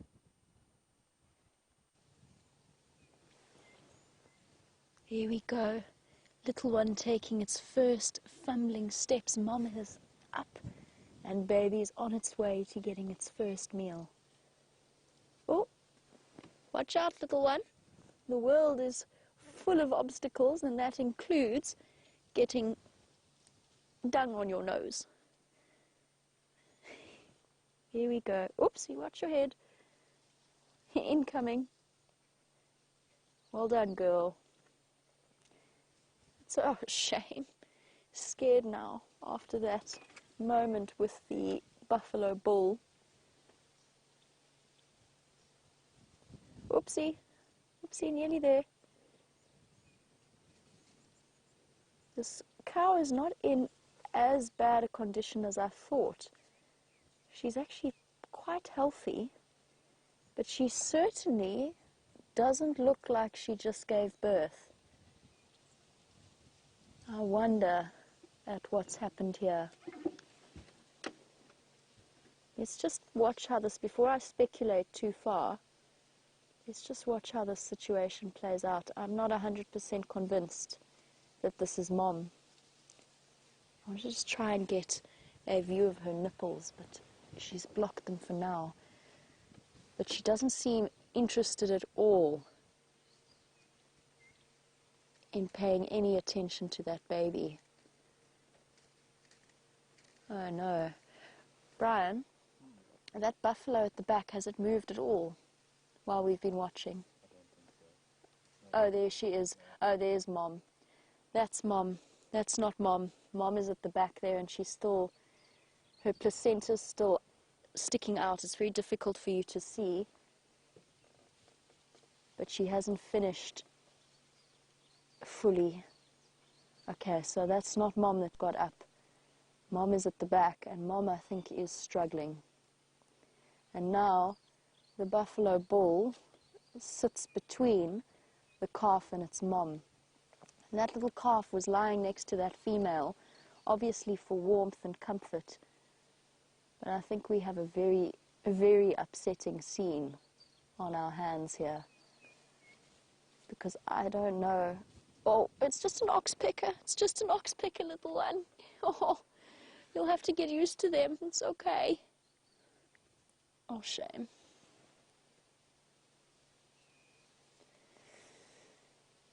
Oh, this is utterly heartbreaking.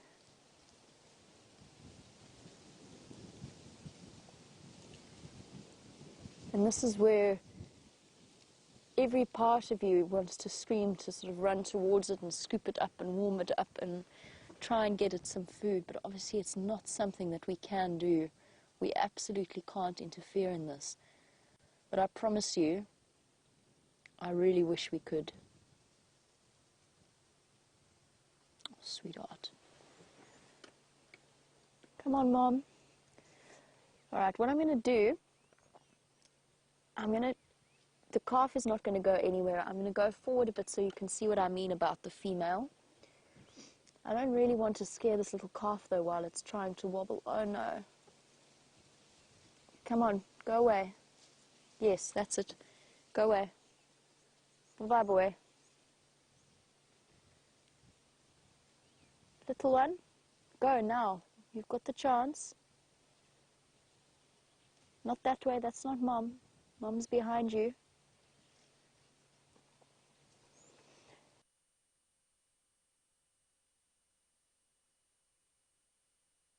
You've got the chance. Not that way, that's not Mom. Mom's behind you. There's another thing that sometimes happens with buffalo, and I've described it before. I've never seen it in the larger herds, but I have heard that it can happen. There's something known as pregnancy hysteria. There's a reason that the females, when they go into labor, that they try and move away from the rest of the herd. And that's because the animals get confused by the scent of her going into labor, the hormones that are spiking, and they get overexcited. And I've seen it before where the females start to headbutt and to kick a female that's going into labor. The males start to try and mount her. They all get very, very confused. And there was a very dramatic situation that I was involved in about 2 years ago with a buffalo calf in a similar situation. And I wonder if that didn't happen to this female. There must be a reason why. So the afterbirth is still protruding. I don't really want to scare this baby now that it's standing up without any protection. So we're not actually going to move. Although you can't see it, it's behind the tree. I don't think she's fully delivered the placenta yet. And she's just run out of energy. She's missing a horn.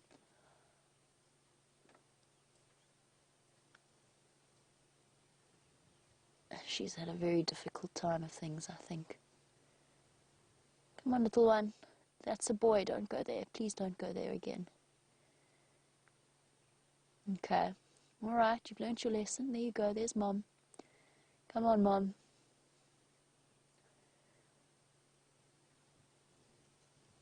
Whoopsie.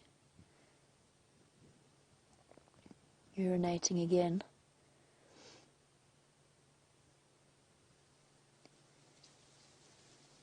Very common within the first few hours of birth.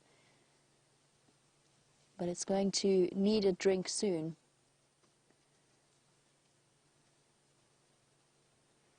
And AJ, yes, the baby would urinate still, even if it hadn't eaten yet. And the reason is, of course, it's now being kicked into its organs are being kicked into fully functioning mode. So the kidneys are starting to work to get rid of all of the waste, and the moisture or the water that was provided by the mother's body in utero through the placenta is now being excreted in the traditional fashion. So yes, it's very common for babies to urinate when they're first born, and also their initial defecation, which is interesting because obviously they don't eat within the womb itself, but they are being provided with nutrients and with waste material. And that meconium, the first time that a baby defecates in its life, is usually almost immediately after birth. So this baby probably already has. Come on, little one, there you go. Oh, you're so close. You're so close. Come on, keep going. Oh, little tottering steps. A swift headbutt by that male probably didn't help. There you go. Hey, Mom, that's yours. You've got to start giving it some attention.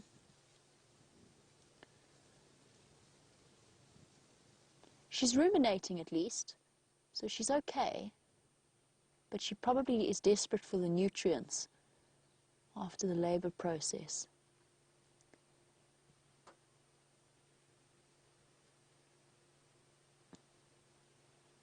Come on, little one. Yes, there you go. Go on, go remind her that you're there. That's it, that's it. Yes, Mum, there you go, that's yours.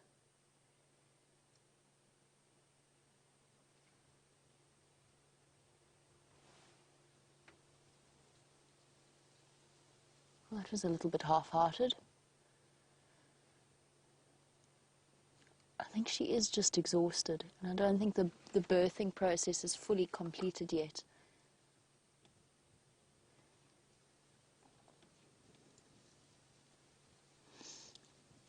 Now, Sean, you're wondering sort of roughly how much a baby buffalo weighs at birth, and having picked one up before, it's sort of close to the region of about 30 kilograms at birth.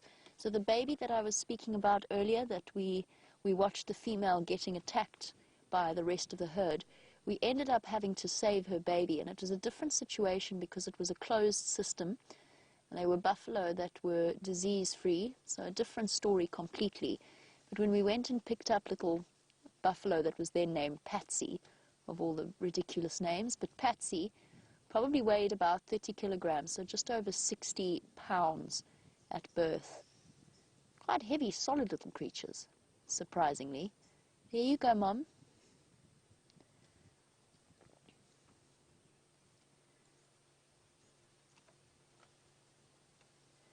Shame. There you go. Meet your new friends. They're going to be with you for the rest of your life. Those oxpeckers.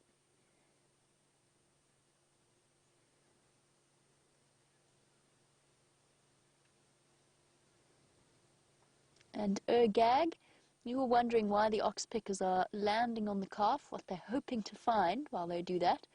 And the answer is, first of all, the babies pick up ticks very quickly. But most importantly, as you know, with their tick-based diet, see, speed wobble, they are attracted to blood and mucus as well. So we often talk about the fact that they will make injuries worse on an animal because they peck and they worry at it constantly. And they might be attracted to the smell of the dried fluids on the calf. But obviously the calf not yet comfortable enough to let them settle. Come on, Mom.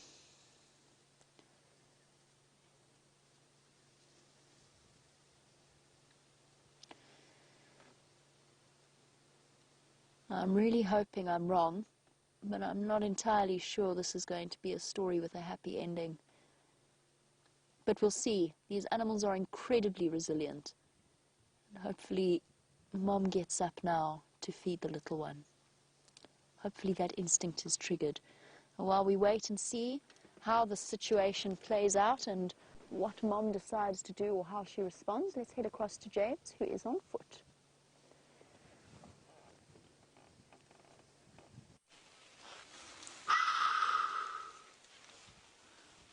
We've come into this area because we heard what sounded like a warthog screaming, like a pig squealing. You've all heard recordings of that. You may have even heard it live.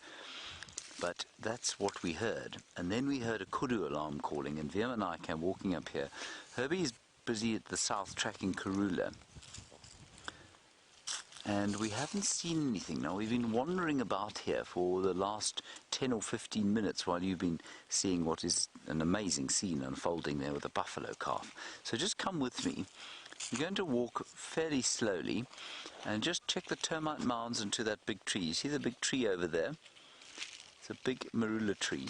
And, I mean, there are a couple of possibilities here. If this warthog has been killed, it's most likely a male leopard or a lion that's had a go at it. And if there was a kudu alarm calling, there must be a predator of some sort in here, or at the very least the smell of a predator. We're going to check the wind, and I mean that's for us is a little bit superfluous because I can feel it's coming from there. But just so that you get an idea of where it's going. This is unbelievable. Herbert has managed to find us. But check the wind there. The wind is not great for us. You see I've got ash in my sock here. So I'm just going to quickly explain to Herbert what we heard. Herbie, we heard what sounded like a warthog being killed, going quack, quack, horrible sound, and then we heard a kudu alarm call. So we just came through here, but I haven't found any tracks. So I don't know what you think. Yeah, sound like it was coming from right here. Yeah. So we'll have a look very slowly around. We're going to go towards the tree, like I say, and the termite mound there. Maybe we'll come up with something. Now we've got some proper eyes with us, with Herbert, so, and some proper ears, of course, as well. So we might be lucky. We'll walk very slowly through here. Don't know, I mean, it could have just been maybe two warthogs having a fight. It may have just been the smell of a predator on the air that made the kudu go, bah, bah. Oh, there's a francolin. Now, whenever you're wandering about the bush here, hoping to find a predator or something like that, every time a francolin goes scuttling off under the bush, you're apt to throw your stick at it, just in case.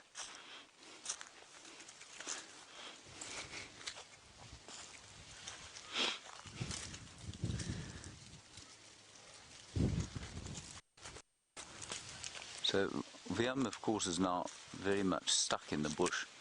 So if he falls behind at all, that's why. He's just negotiating that very large aerial of his through the bushes. Haven't found any predator tracks, haven't found any warthog tracks either. Let's go up onto the top of this mound here and see if we can see anything. The wind is also blowing, which does mean that the sound probably came from further away than we think it did, because it did come from where the wind is blowing from.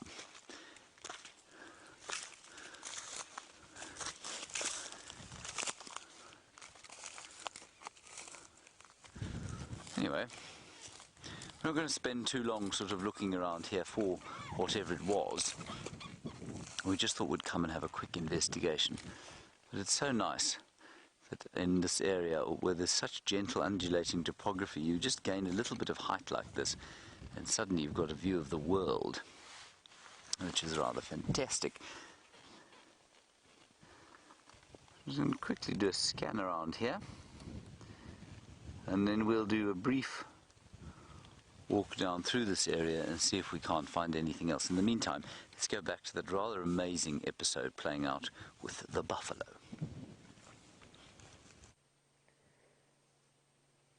An incredible episode playing out is a momentary hiatus. The little one's decided that if Mom's not going to feed it, then it's not going to waste any more energy trying to wobble around. And Mom's just kind of ruminating. There don't appear to be any more contractions to get rid of the placenta. I don't know exactly what's happening with her, if she's just exhausted herself. But this calf is going to need to feed soon.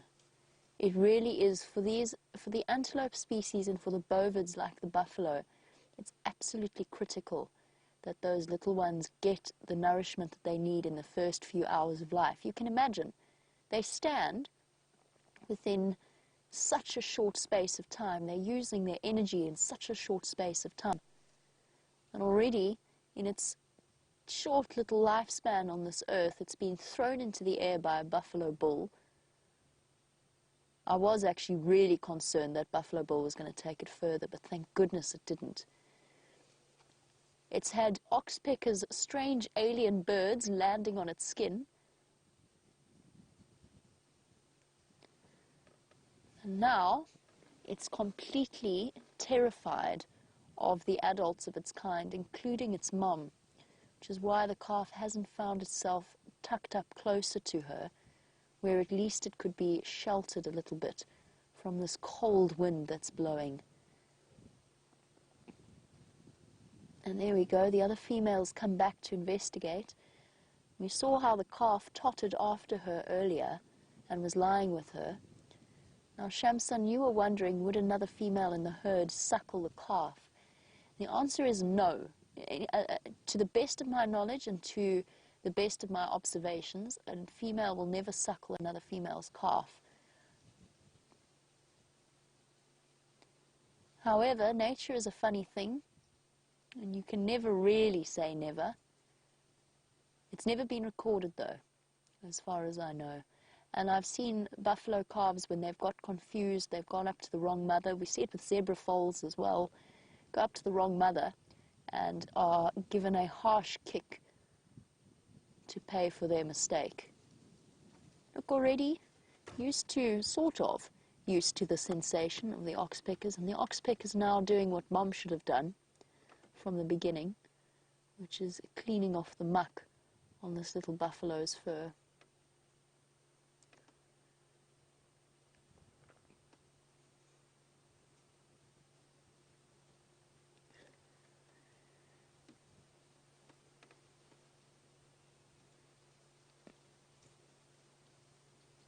And while we wait desperately, oh, not on my face, bird. I've only just been born. Give me a break.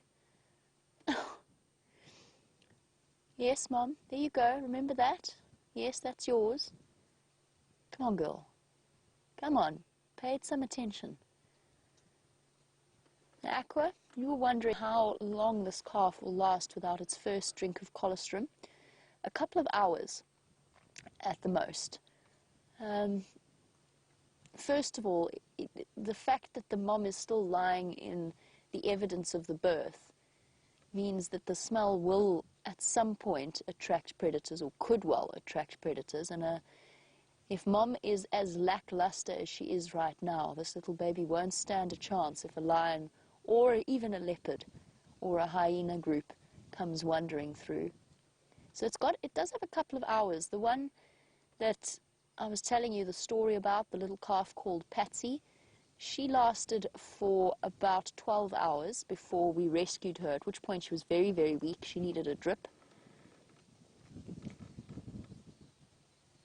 Patsy was an interesting character. Patsy, by the way, has now been released back into the herd. It is a fenced herd of disease-free buffalo, so it doesn't face the same threats that our wild buffalo do. It's not a wild group of buffalo. But Patsy grew up with 2 sheep. So she thinks she's a sheep and has only just been introduced to the idea that she is in fact a buffalo, but she's made it to adulthood. This little one, unfortunately, is not quite going to have the same experience. Well, we watch this situation play out and hope to goodness that Mom gets up soon. Let's head back across to Steph, who has found the biggest bird in the entire world.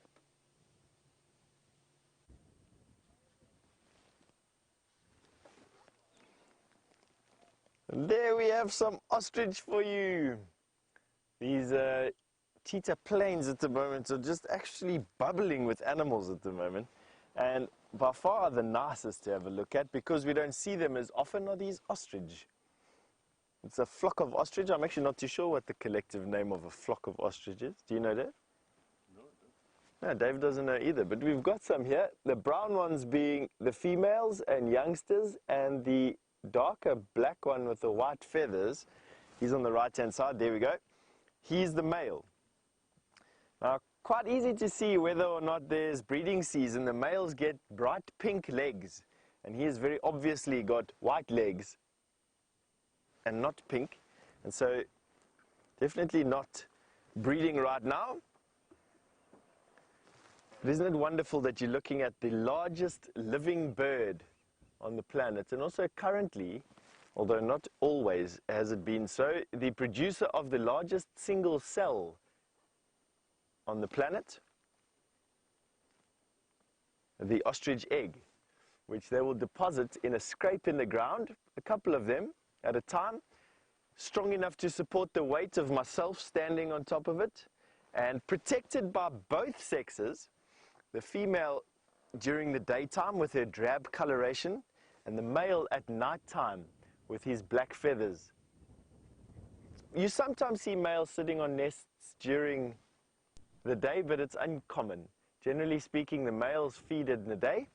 They eat almost entirely grass and vegetation, and the females will feed at night time when the male is sitting on the eggs.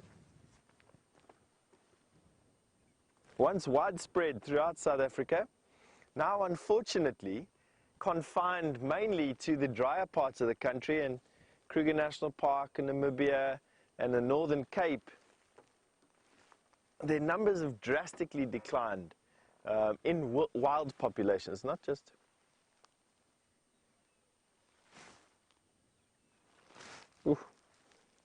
Sorry, Justin, I didn't quite catch your question there. I'd love to try and answer it. We're very far away from Cheetah Plains at the moment. I mean, how fast can an ostrich run was the question there, Justin. Sorry, excuse me breaking up speaking to you. So an ostrich, as far as I know, can reach between 60 and 70 kilometers per hour. So what is that in miles? It's probably about 45 miles an hour, relatively fast.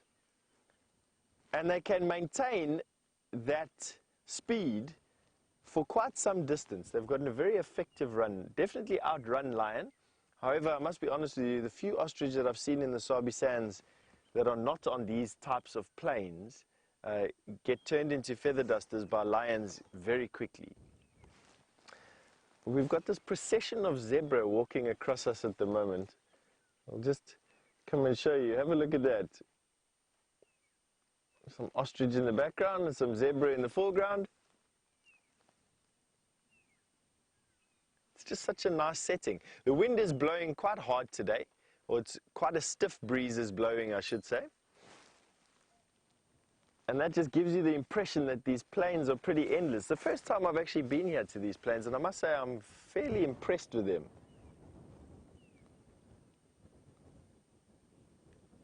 And we've just got columns of zebra pouring out of the bush here. I'll show you down. If you swing off to the left here, Dave, you'll see that past this wildebeest over my bald head is right there. We've got way off in the distance on that hilltop there. We've got many more zebra coming through there. Have a look at that. That's probably about a mile or two away from us.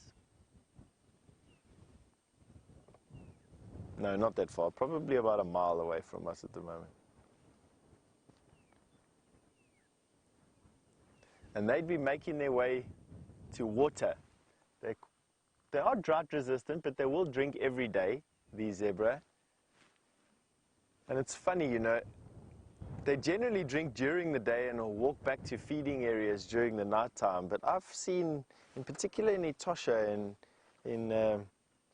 in northern Namibia, I've seen zebra drinking at pans the entire night through.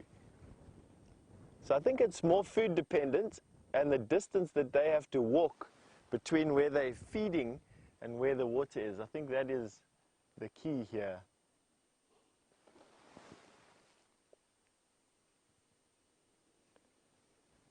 Many, many zebra. They're coming at us over the pan, walking on game paths. And these game paths radiate out from water points out into the bush.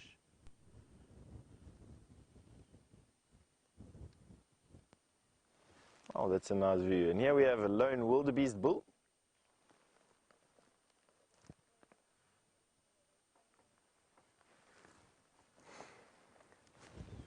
So Anna Marie has just asked, and back to the ostrich, and back to some ostrich questions. Anna Marie has just asked if the ostrich is related to the Australian emu.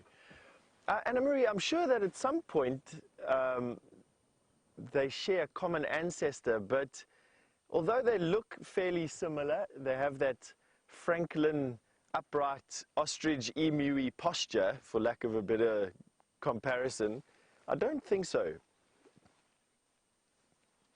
A couple of thousand years ago, a couple of 100,000 years ago, a couple of million years ago, about 180 million years ago in actual fact, Australia and South Africa and India and Antarctica were joined together in a supercontinent. And you'll probably find that if you go back in the ancestry of these birds, there was a split at around about the time that this supercontinent split up. And that started to happen roughly about 180 million years ago. And it was at that point that they split off. And I'm almost certain that probably while they are related to one another, it was a good couple of 100 million years ago rather than more recently.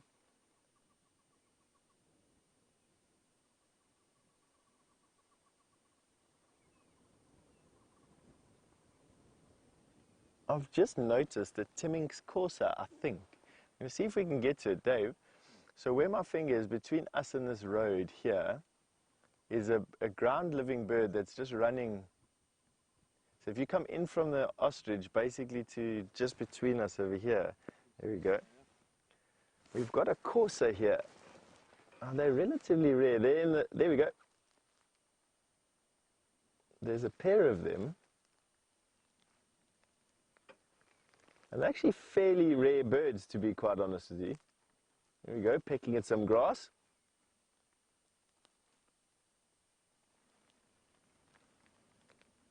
And there's the, it looks like a chick or a female. Wow, I've never seen both of them together, to be quite honest. I'm actually going to have to page through my reference book to try and figure out if that's a male or a female.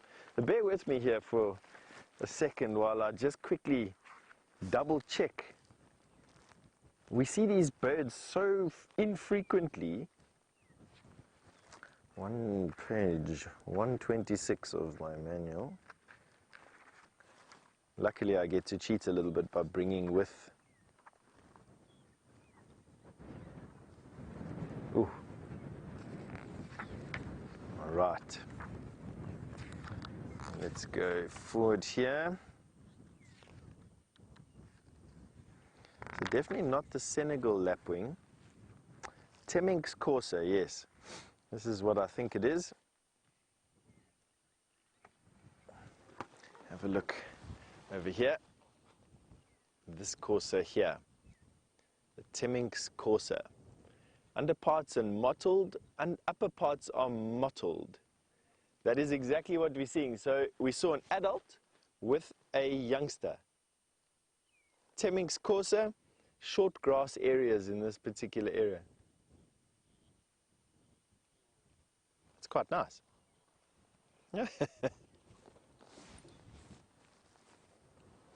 All right. And on that note of all these awesome birds, we're going to send you over to James, who's got himself an update for you. See you later. Hello everybody, here we are with our piece of dung, but the most interesting thing about, I'm going to talk you through this dung first, but VM found something quite interesting that he's going to show you there. That, everybody, is a hole in the ground, and far from being dug by a burrowing animal, by the extensively pressurized flow of elephant urine as it pounded into the ground there, which I think is, well, slightly amusing, don't you? Right, so I'm lying here in the sun next to a glorious pile of elephant poop, and it's not unpleasant smelling. Let's have a look what he's been eating. He's been eating combretum, not very well digested. You can see there he has not chewed his food particularly impressively there. That's combretum or bush willow.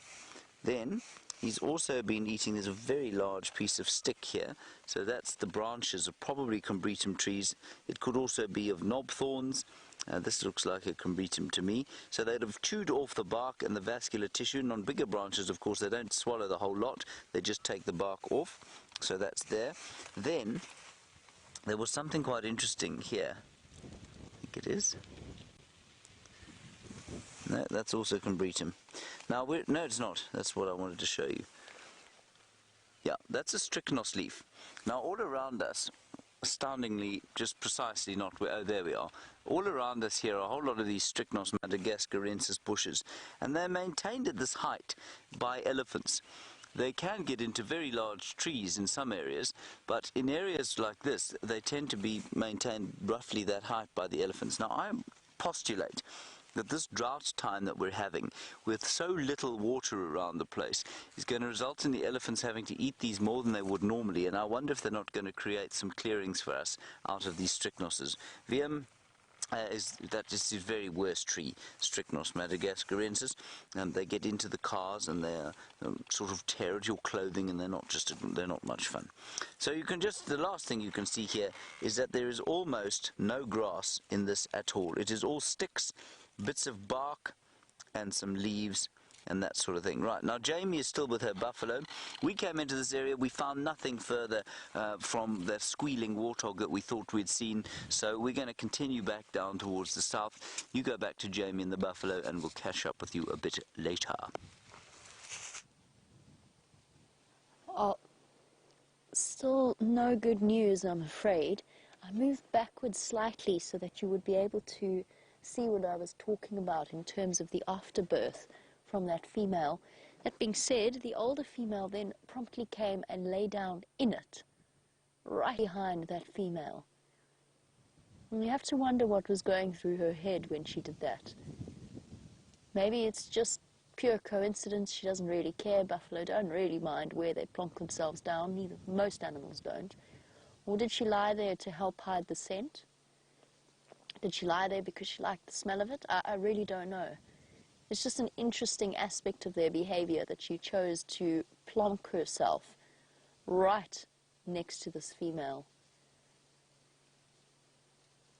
I'm trying to stay really, really optimistic in this situation. Maybe this calf, we'd only just arrived after its birth. Maybe it was born sooner than we realized, and that it's actually even younger than we realized, and that's why Mom is so lackluster. I have a horrible feeling, though, that drought is about to claim potentially 2 more victims. I really hope not, though. Come on, girl. Your head's up now. Big it. You can do it. And calf not even brave enough to go and lie right next to Mom. And you can sort of see as you watch the leaves rustling and the grass blowing, there's this really chilly wind blowing in. Not going to help matters at all, although at least the calf's lying quite sheltered, and it does have a little bit of sun to warm it up. We're still hopeful. There's still a couple of hours grace for this little calf, fingers crossed. Buffalo Bull coming to have a good sniff around there as well. Perhaps he might give her a bit of a nudge.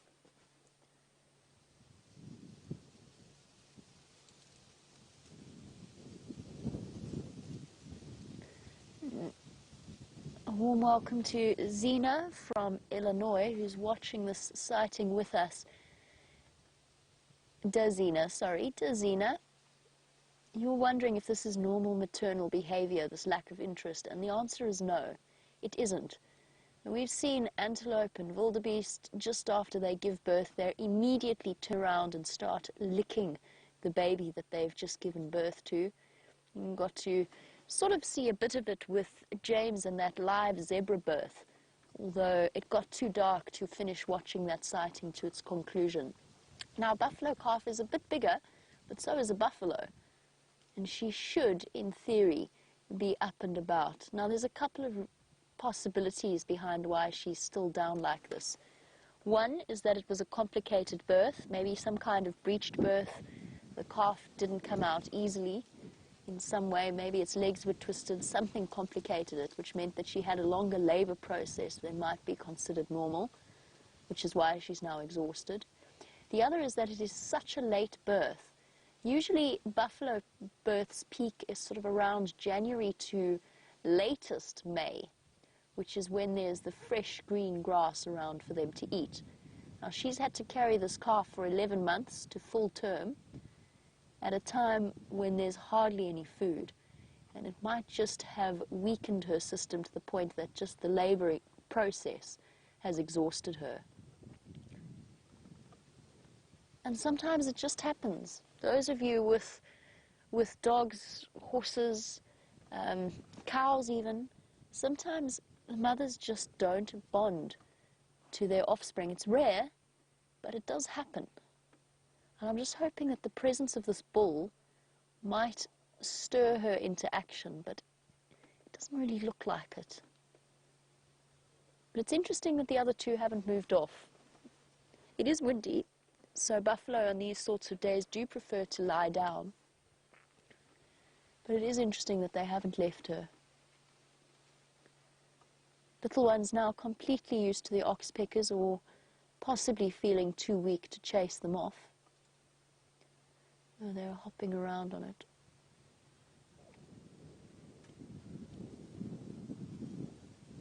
Oh, little baby.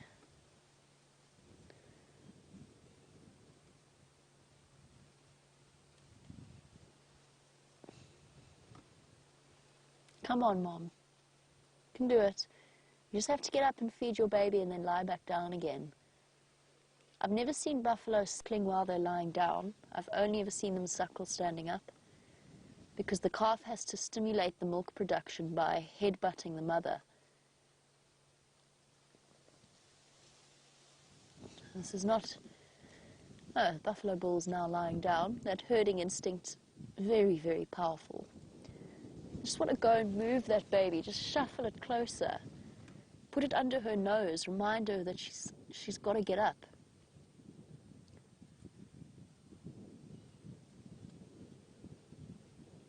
Very difficult to watch. She's now even losing the energy to shake them off, the ox pickers off her head and away from her eyes, the mother that is.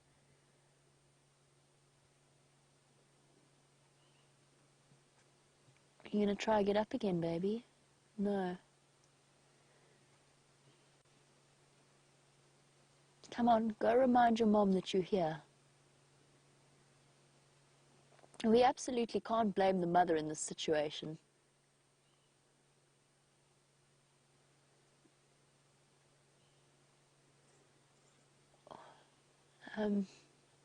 Yeah, we can't blame the mom. Obviously, there's a reason she can't get up. There's a reason she's so exhausted. And I also wonder if there's not an infection around that broken horn site, because it's broken very, very close to the base of the bone. It's hard to see exactly what's happening there. Now, Patsy, you were wondering, since this female hasn't started suckling, whether or not a buffalo can get milk fever or hypocalcemia. Not as far as I know, no. I do know, I mean, I don't know all that much about A, milk fever, or B, the possibility of it in buffalo. However, I can tell you that you absolutely cannot feed a buffalo calf cow's milk because it's too rich for a buffalo calf. And I just know that through various buffalo breeding programs that I've passed through, not worked at, but been involved with. And I know you can't give a buffalo calf cow's milk because it's got too much calcium, it's too rich, too much protein, and it actually damages them. It makes me think along those lines that most likely no, buffalo in a wild environment don't get milk fever. That being said, I mean, she's producing milk. Well, hopefully she is, depending on the level of resilience that her body is going to show. She doesn't look as though she's in bad condition. I mean, apart from the fact that she's not standing up. What I mean by that is her bones aren't showing. She's not super thin. She's managed to carry a calf through to full term. I'm going to go forward a little bit so we've got a clearer view of the calf, since the other buffalo have obscured the view of the bits that I was hoping to show you. Come on, Wendy. Come on, Wendy. I don't want to stop the car, Wendy. No, or not.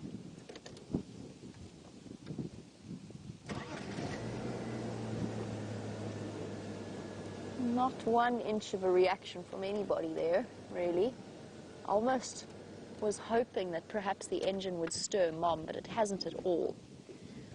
Now, Righteous Reptile, speaking about that missing horn of the female, you were wondering what could have broken it off. The answer is lots of different things. And so when buffalo panic and they stampede, they gallop through trees without even really concentrating on dodging them. And I've seen buffalo run full tilt into large trees before. So that might have been what happened. There might have been a genetic disorder that caused a crack or a fault in the buffalo's bone, which then broke off. And of course the horns are solid bone. Might have been another buffalo. Now, females tend not to headbutt each other or to fight, but they do get irritable when somebody else is in their space, as do the bulls. So it might have been impact with another buffalo horn. Either way, it's living bone that breaks off, so I imagine it is an incredibly uncomfortable experience for them. And the ox pickers often worry away at it. Now, I recently saw a buffalo around Red Dam in Arethusa, just before our Father's Day TV specials, that had a cavity where her horn had broken off that the ox pickers were climbing right into. And I must say, it's one of the most, for some reason, it's one of the most horrifying sights I've ever seen in the wild. I was just imagining how uncomfortable that must have been. Oh, come on, girl.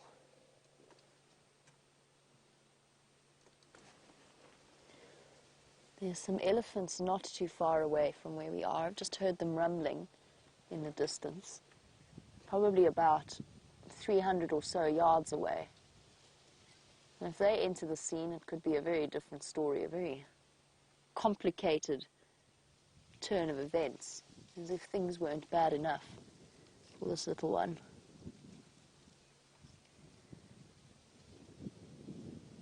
Come on, girl.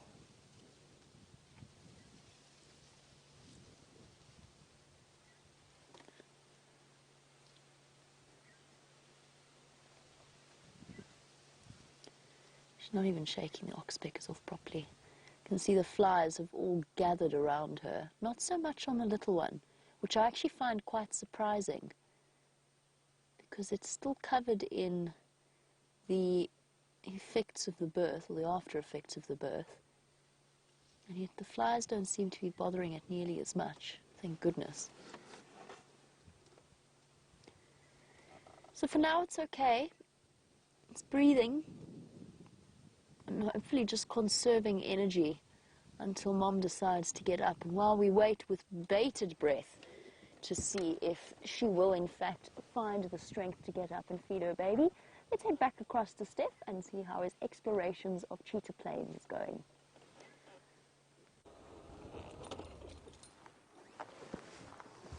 Welcome back. I'll tell you, it's been so interesting listening to that buffalo story that's unfolding with you. I must say I'm very, very jealous.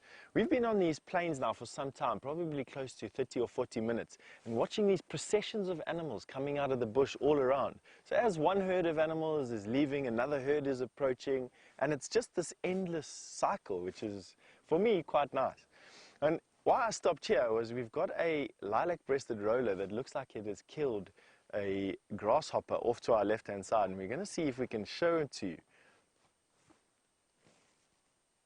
It is in that gap between those two trees. You're going to be zooming in now. Head towards that dead stump there in the middle of the picture. There we go. Down a little bit. Somewhere there is a bright purple bird.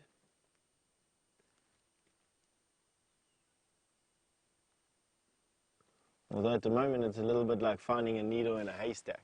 I can't even see. Wait, let me see if I can find him with my binoculars.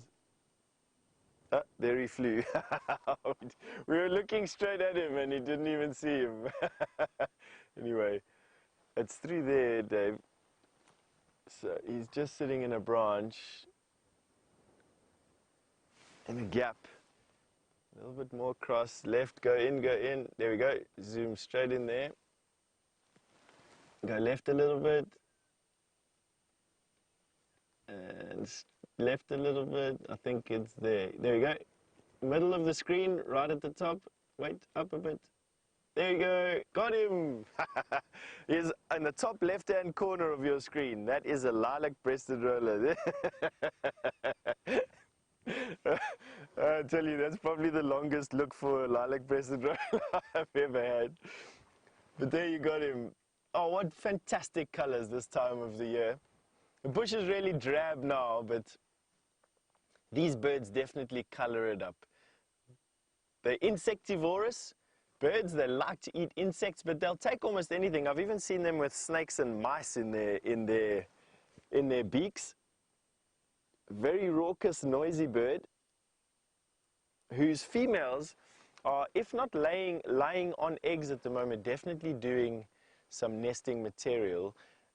They will sit on their eggs during the dry time of the year, and then just as spring breaks, their babies come out. Quite an intelligent nesting strategy. In summertime, the nesting cavities that they nest in holes in trees, these birds fight a lot. All birds fight a lot for prime real estate. And so why the roller, the lilac-breasted roller, stays here is because by nesting in winter, nesting in the dry period, the competition for prime nesting sites is greatly reduced. And so they don't have to fight for nesting sites, and they give their babies the absolute best chance. They take a long time to fledge their chicks, relatively speaking. Or not long, it's a couple of weeks more, 1 or 2 weeks more. and in so doing ensure that their chicks are better looked after than birds who have to basically lay eggs, hatch and fledge their young all very, very quickly. All right, that's enough of that. I think let's carry on going.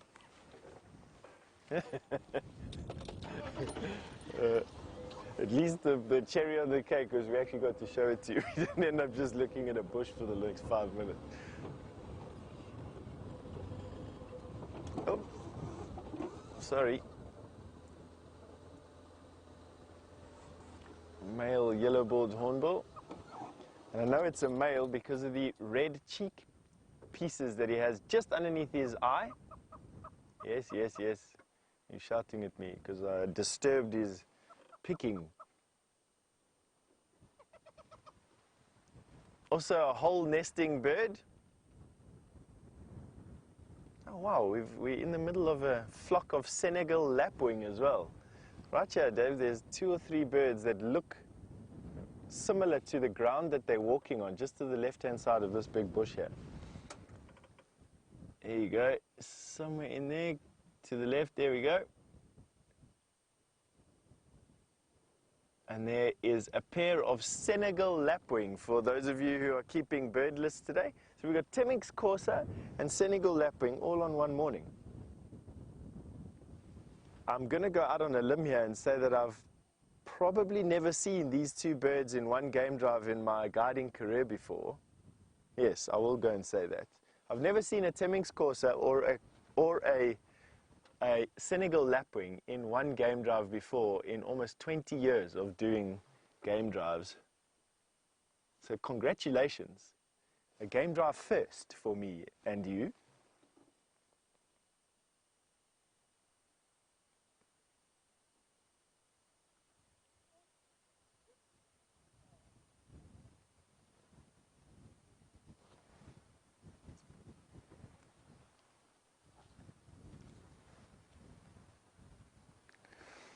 And with the bird safari that we're having this morning, Jilly, all the way from the UK, hello Jilly, you've asked me, you've noticed, it's an observation that there aren't any weaver birds around. And then you've asked a question on the back of that, do they enjoy certain trees and why are we only seeing them close to camp? Jilly, you're 100% right. This year we've had a dramatic reduction in the amount of weaver birds' nests that we've managed to see. And it's all because of the drought. There just isn't the water that the weavers that we generally associate with water and pans they're not here, they're not doing it. And we think it's because they haven't come all the way down into the Lowveld because of the drought. They've flown away and built their nests in other places. We do still get 2 types of weavers here that have come in this year. The red-billed buffalo weaver, which you'd see on masts and inside trees, they're fairly common. They're sedentary birds. They don't move away from here. And those weavers have been fairly busy this year as well. And I've seen 1 or 2 red-headed weavers' nests as well, but not very many. I must be honest with you. Masked weaver, the spectacled weaver, I haven't seen any of their nests this year. And it's all just down to the drought. Just not enough standing water for these birds to consider this as a nesting place. It'll change, of course. It will rain again. And with the rain, the birds will return.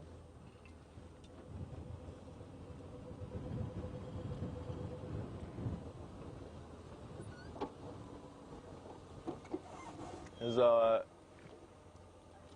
hornbill friend has now used his bill as a crowbar to lever up the piece of dung and is now furiously pecking up all the termites that were feeding on the wood inside the elephant dung. Isn't that amazing?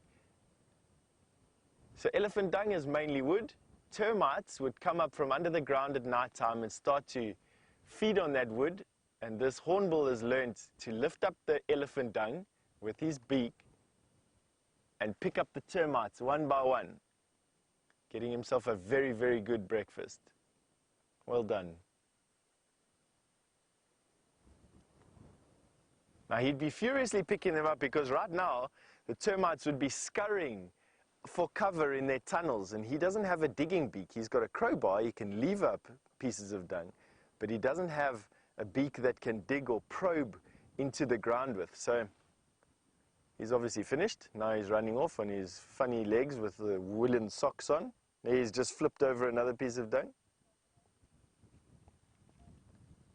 And furiously picking up those things again. It was quite nice of him. Anyway, we're going to send you back through to Jamie, who's got an update on that little buffalo calf for you. I think this may well be one of the hardest sightings that I've had since I started working at Wild Earth. I'm really trying to stay positive and optimistic, but it just doesn't look good for this poor little one. The calf is getting weaker and weaker, sleeping in the sun, making the most of the warmth. But what worries me the most, more than the calf, because I think that the calf will be okay for another few hours, is Mom. Now, when we first arrived, Mom was kind of half-heartedly ruminating, which gave me hope that she would be absolutely fine. But she stopped doing that. In fact, most of the time she's just been resting her head completely flat on the floor. Her breathing is really, really slow, to the point that I actually wondered if we'd lost her completely until she twitched her ear earlier. She's really struggling.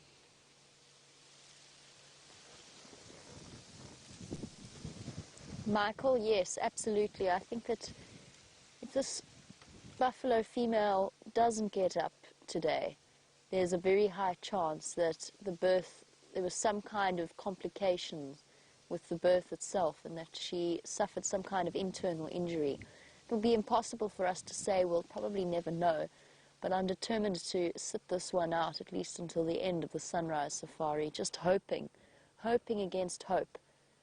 Oh, that movement from the other buffalo should have provoked more of a response in her.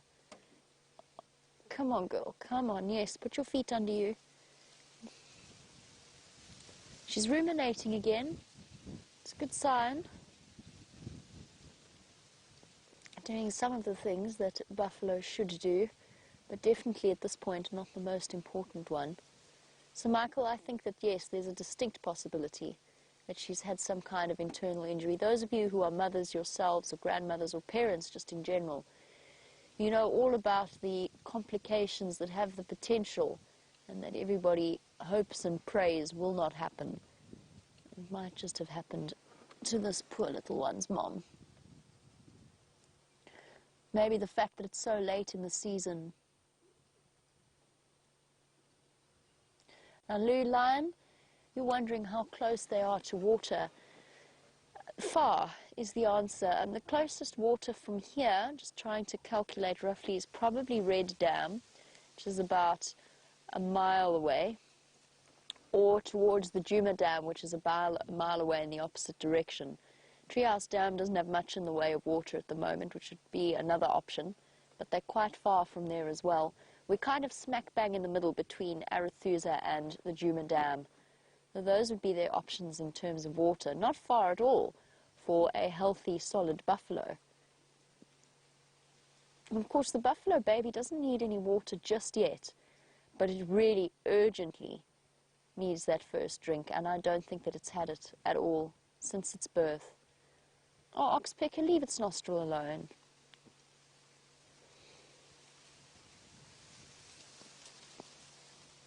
Oh, shame, little girl.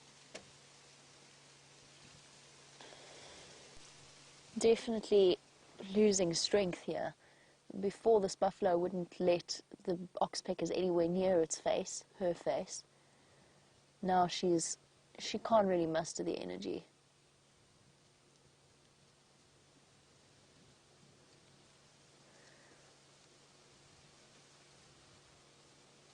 And Malik, in Dallas, you've asked a question that we often get asked, and that is a very difficult one to answer. You want to know if SafariLIVE will rescue this little calf if it's at risk of a predator. And the answer is no, we won't.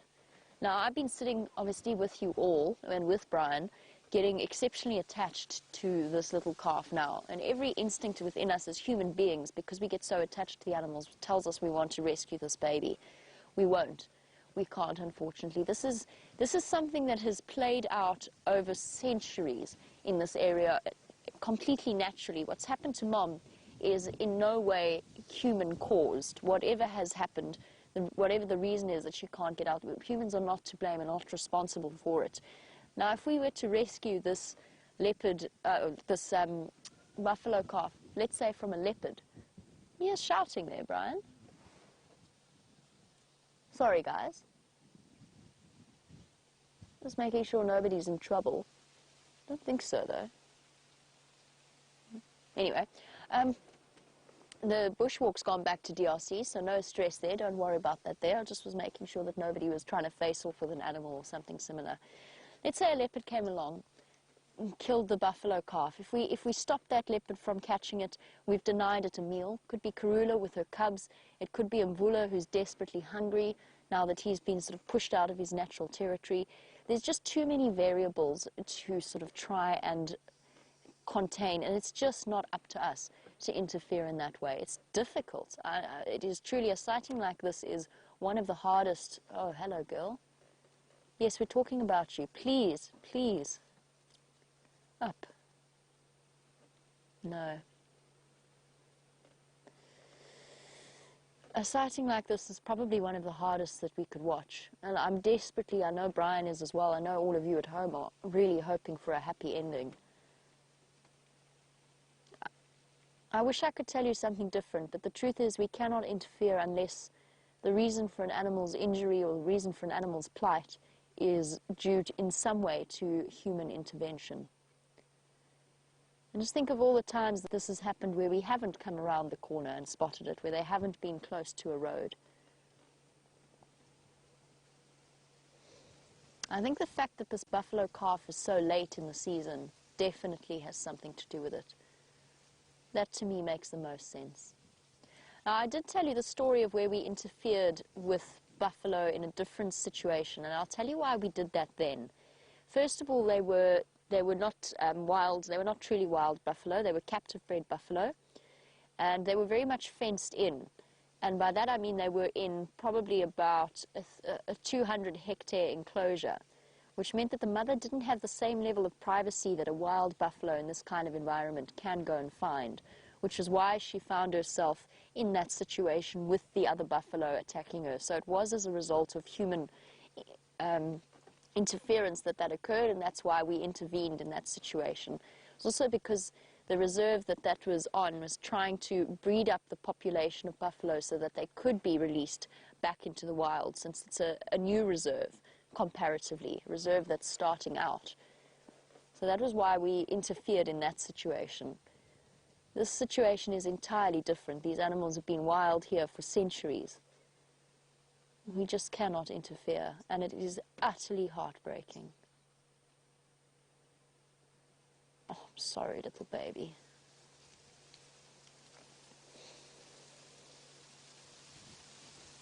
You can see glimpses of its two front teeth that they are born with. They are born with teeth, little baby buffalo. They've got two incisors that sit in the top of their mouths and are utterly adorable, with a gap in between them. Makes them look terribly cute. It's just leaves, baby. It's just leaves.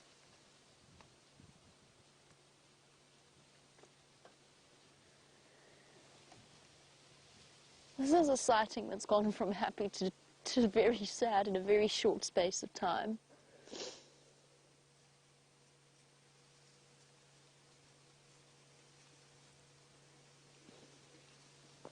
A very selfish part of me that just wants to leave, that actually doesn't want to watch this anymore, and that's purely for my benefit. It won't help the calf in any way, it won't help the mother in any way, and at the end of the day we won't know what happens. We've got to stick it out.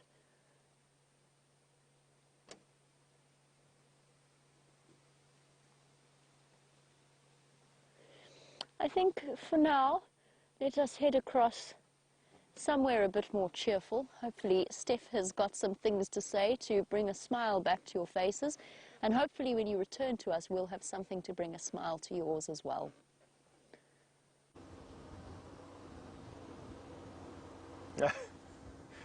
Shame. I'm heartfelt for all of you. My sympathies are with you on that particular sighting. Never really an easy thing to see. Some news, we've now driving along the southern boundary of Cheetah Plains, and at least we know now that which direction the lions have gone in. That small pride of lion that came to drink last night at 3 in a row pan, they've moved off into, or across the boundary, as well as a female leopard. Beautiful tracks of a female leopard. Happened literally probably while we were on game drive here this morning. Also just crossed the road, crossed south. Not to worry though, these things happen, especially on in an area like this. And the good thing is that, for me at least, there's no fence. You know, it was such a blessing when all those years ago, it was probably now close to 30 years ago, all the fences in this area were taken down and ripped out. And although a fence would never have stopped something like a leopard or a lion or wild dog or even cheetah, they're not nice to look at. It gives me this feeling that, you know, things can go wherever they want and live like they're intended to live, nice and free, relatively speaking. But anyway, they've crossed now out of Cheetah Plains, and that allows us some time to go and explore some other dams. At least we'll know exactly where we're going with that. But what an interesting morning, I must be honest with you. These processions of wild game.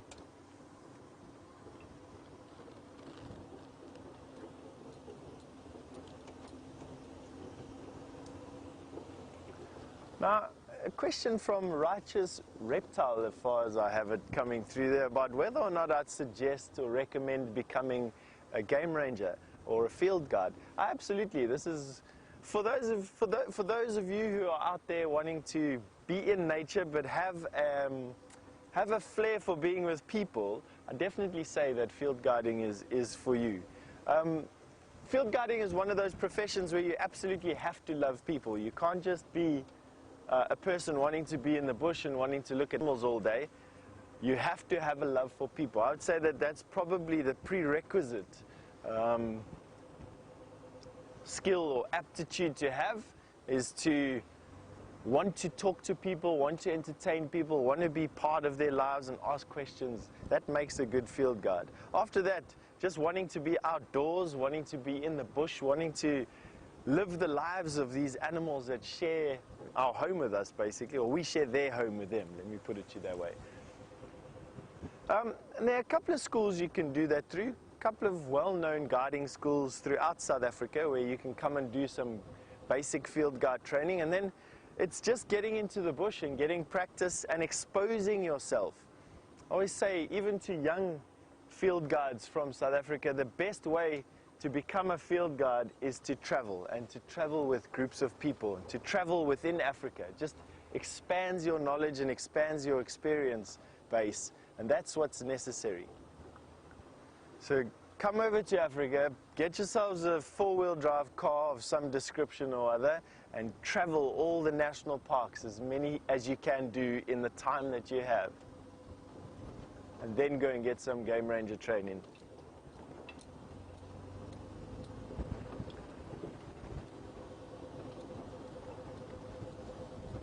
I must be honest with you, while I'm looking forward to seeing how this drought sort of develops further, it is one of the most incredible journeys that I've been on, to see how the bush is thinning out and how much more apparent it's becoming, what no grass cover does. No grass is a big thing, as you're seeing with that buffalo female. It is having a profound effect on the animals around here. But I've just heard that Mr. Henry has got another battery in his backpack and is probably dying to have an update with you. I'm going to send you over to James and we'll catch up in a little bit. Indeed, we have another battery in the backpack. We have all the wires reattached to themselves. As I said to you, Strychnos madagascarensis, Viam's very west tree, and it detached 2 or 3 wires from the back of the backpack, but luckily Viam's brain is almost the size of that of an elephant's, and so he managed to put everything back together. And we are now stalking some impala and some zebra that have just nipped up over the top. Let's go and look.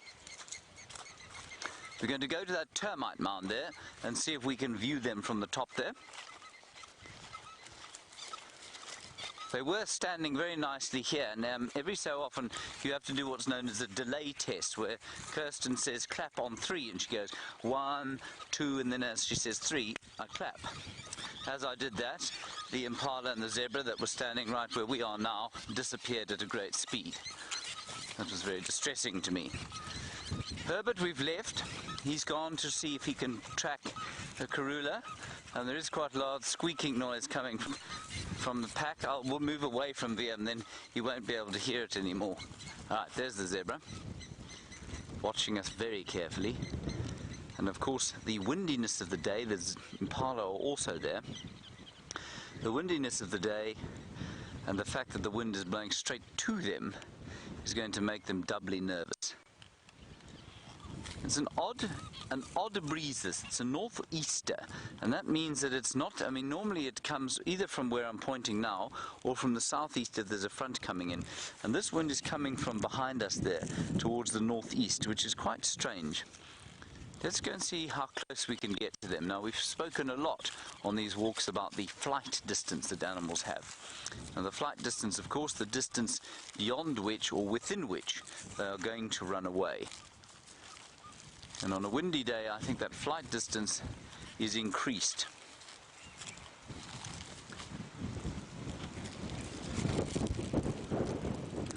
Had a wonderful question from a new viewer. I think if I got the name correct, it is quite windy.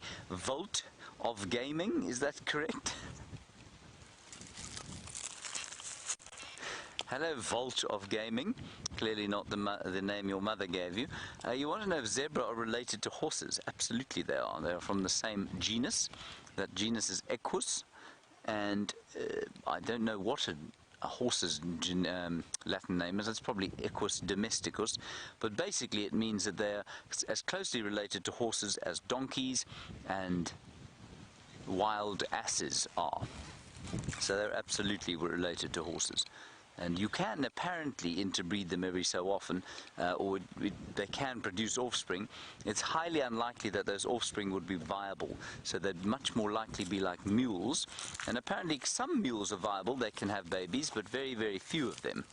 And if you create a zorse, you get an infertile offspring. Have you ever seen a zorse, Wiem? Wiem has not seen a zorse, nor have I seen a zorse. See, the Impala have decided we're too close, and now so have the zebra.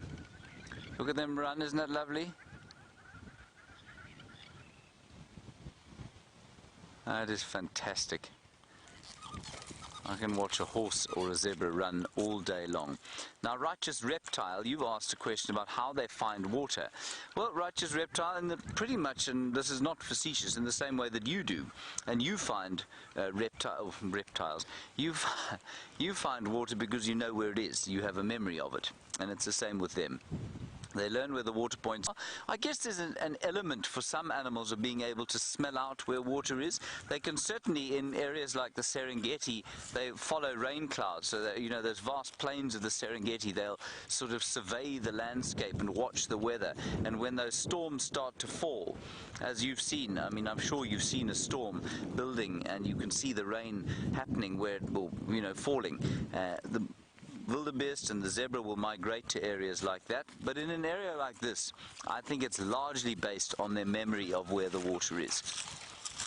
And certainly that's the case with elephants, and it's one of the major functions of the matriarch, or the adults in an elephant herd, and that's to show everybody where the water is. Now, earlier today, we had a whole lot of elephants calling over there, and we're just going to walk along through this area and see if they don't make their way down to the water, which is over there at the Galago Pan, the Vuyatela Pan.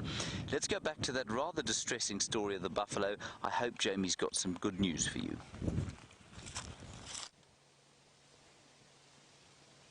I wish I could tell you something different. I do have good news in one sense, and that's Mom is looking a bit perkier. I'm sorry guys, not much has changed, but Mom's head is up and she's ruminating again more sort of consistently, chewing away at the cud.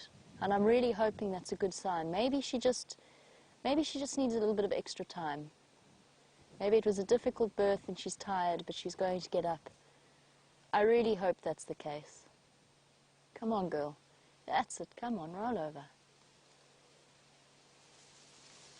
Poor little baby just has to wait and conserve its energy.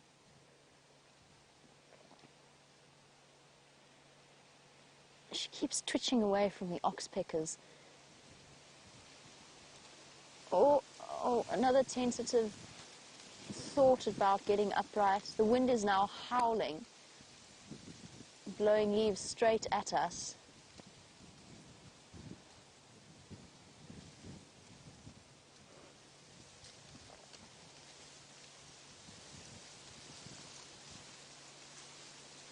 I've been thinking along very similar lines to Aqua.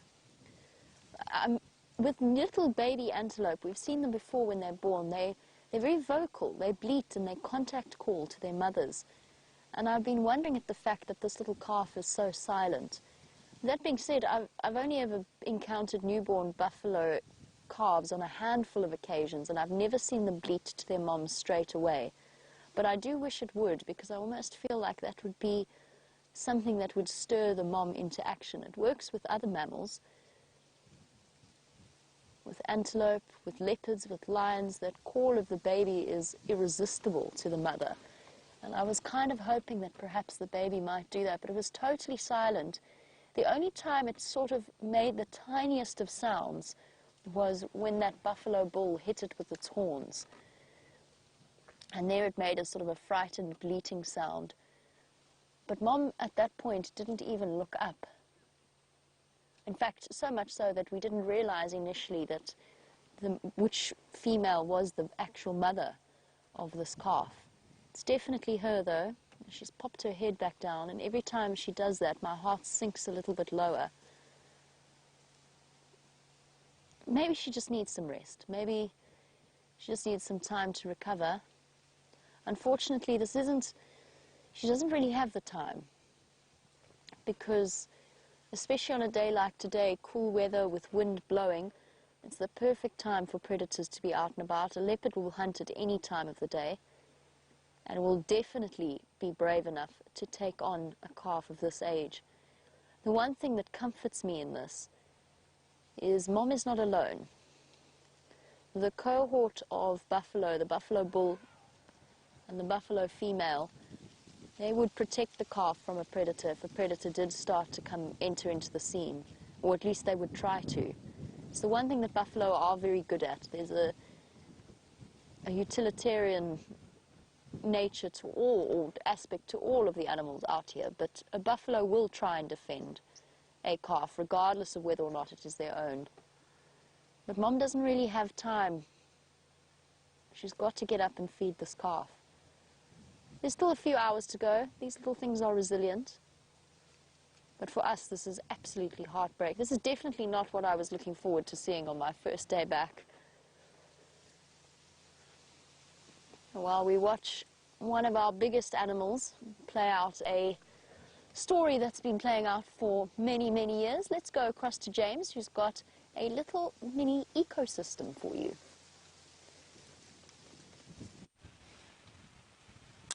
So one of the things I bang on about a whole lot is the fact that every little piece of land that you find here is a special little ecosystem all on its own. And this termite mound is no different. Is it, Viam? No. Come over here.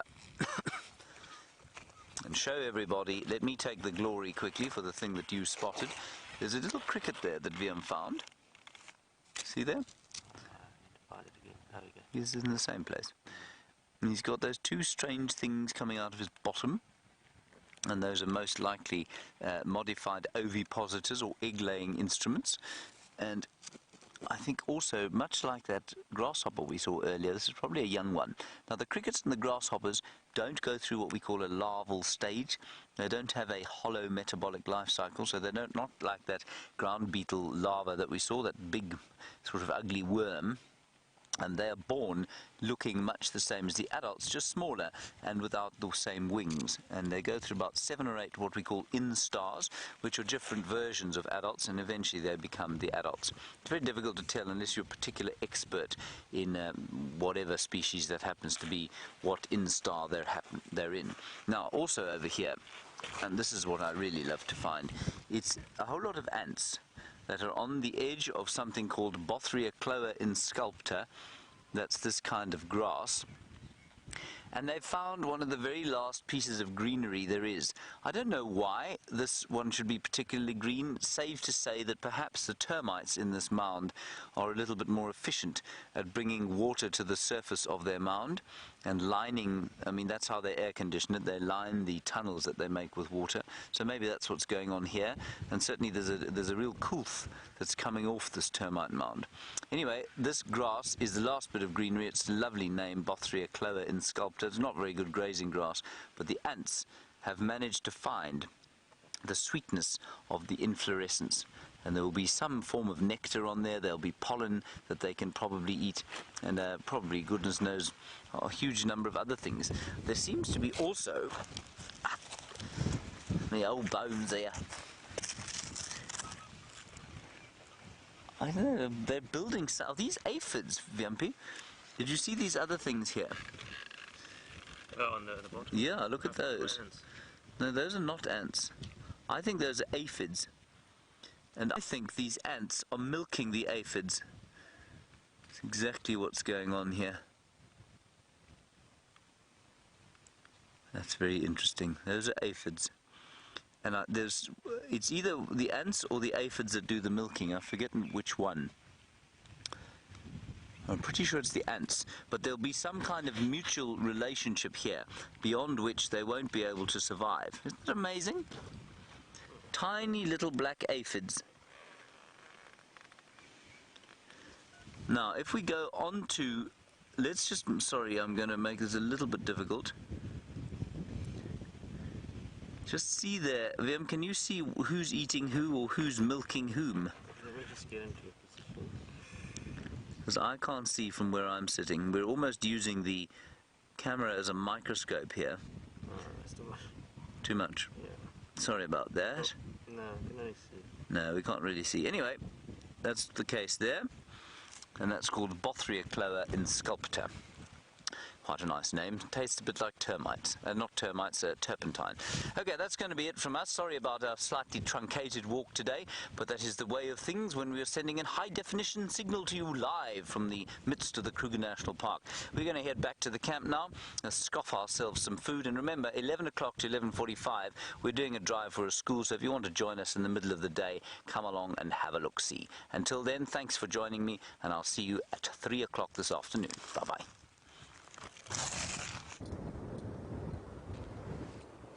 Welcome back with us, and I'm heading off to this big tree over here. I got a funny feeling it's a fig tree, and I want to see if there's any figs in it. Fig trees, they can produce fruit all year round, and in a time like this, you want a tree that produces fruit, and quite often you can find that are hidden inside there. Mainly what I'm looking for now is a green pigeon. So I'm hoping that there'll be some figs, Secondly, I'm hoping that there'll be some green pigeons feeding on the figs. I feel like seeing a green bird today. And that's what we're going to look at. All right. Here we have it. It is a fig tree. Nice. The Ficus thaningii, or the common wild fig. Let's have a look at this guy. Wow, what a fantastic tree. Let me turn around so that I can give you an absolute fantastic view of it. Gee whiz. And I'll share it with you right away. Have a look at that.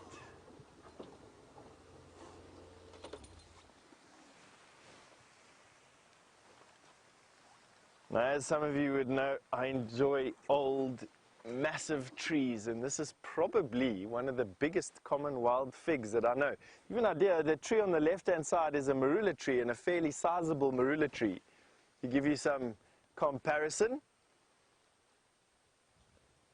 I don't see any figs, unfortunately, on it. Not carrying many at all, in actual fact. But nevertheless, it gives us a good idea to have a look. Those are aerial root that you're having a look at over there. When the tree was a little bit younger, it would have sent out roots. And those roots have been eaten off by elephant. So elephants have come and stood underneath the tree. What you're looking at there is about the height that an elephant's mouth can reach. Without the use of its trunk, that's the level of an elephant's mouth.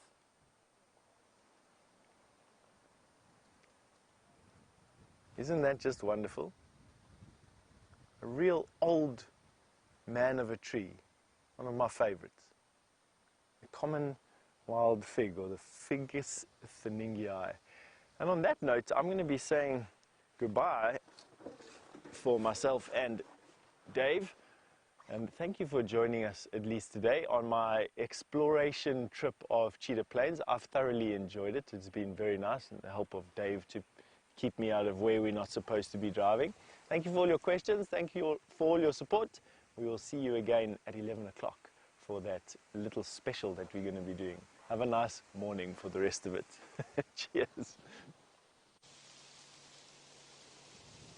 Well, as Steph has explained, we will be seeing you in just a few hours' time for our special reappearance. And the first thing I can guarantee that I will do is come back and check on the situation. I can't stay, unfortunately. I've got responsibilities back at camp, so I can't stay and watch how this situation plays out, although I would on one hand I would really like to, on the other hand I wouldn't.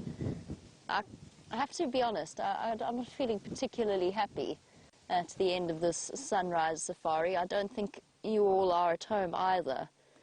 This has been incredibly difficult to sit and watch.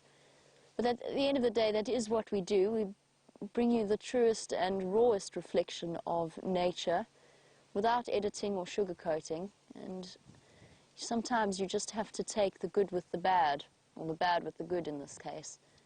And we did set out, hopefully, looking for leopard cubs, and unfortunately we stumbled across this painfully heartbreaking scene.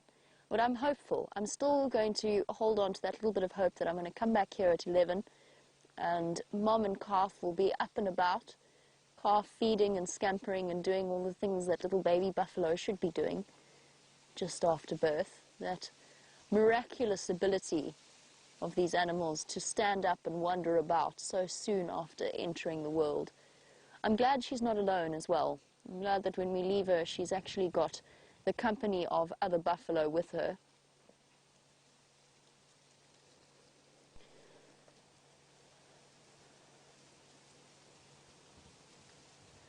And on the subject of her entourage, Corrine, you were wondering whether or not the other buffalo are staying with her intentionally. I'm not sure. They got up and moved, and then they came back and they lay down next to her. It's up to you to interpret that how you will. I can't give you an exact answer. My suspicion is yes. They are here and they are keeping her company intentionally. That is what I think is going on. I think that herding instinct is strong. Whether or not they know that she is vulnerable or threatened, I'm not sure. They probably do, though. They're probably more aware of what's going on in their day-to-day life than perhaps we would necessarily give them credit for. But yes, I think that they are staying with her, and I'm glad that they are. On this windy day, they're not going to move too far away in the brief period while we are off air. So we will be able to return and find out what happens. So we'll all keep our fingers crossed. We'll keep this little buffalo girl in our thoughts, and hopefully we will be returning to a much happier scene in just a little while. Good luck, little one. And Mom, good luck to you as well. I really hope you both pull through. We'll keep you updated, I promise. We'll tell you exactly what happens. But unfortunately, we have come now to the end of our sunrise safari, and it's time for us to shut down for the morning. And thank you to Brian for sticking with me and keeping us company in this rather miserable situation. It's very upsetting. And thank you to the lovely ladies in Final Control for doing all that they do. And most importantly, thank you to all of you for sticking with us. Keep safe and keep well, and we'll catch up with you in a couple of hours. Bye-bye, everyone.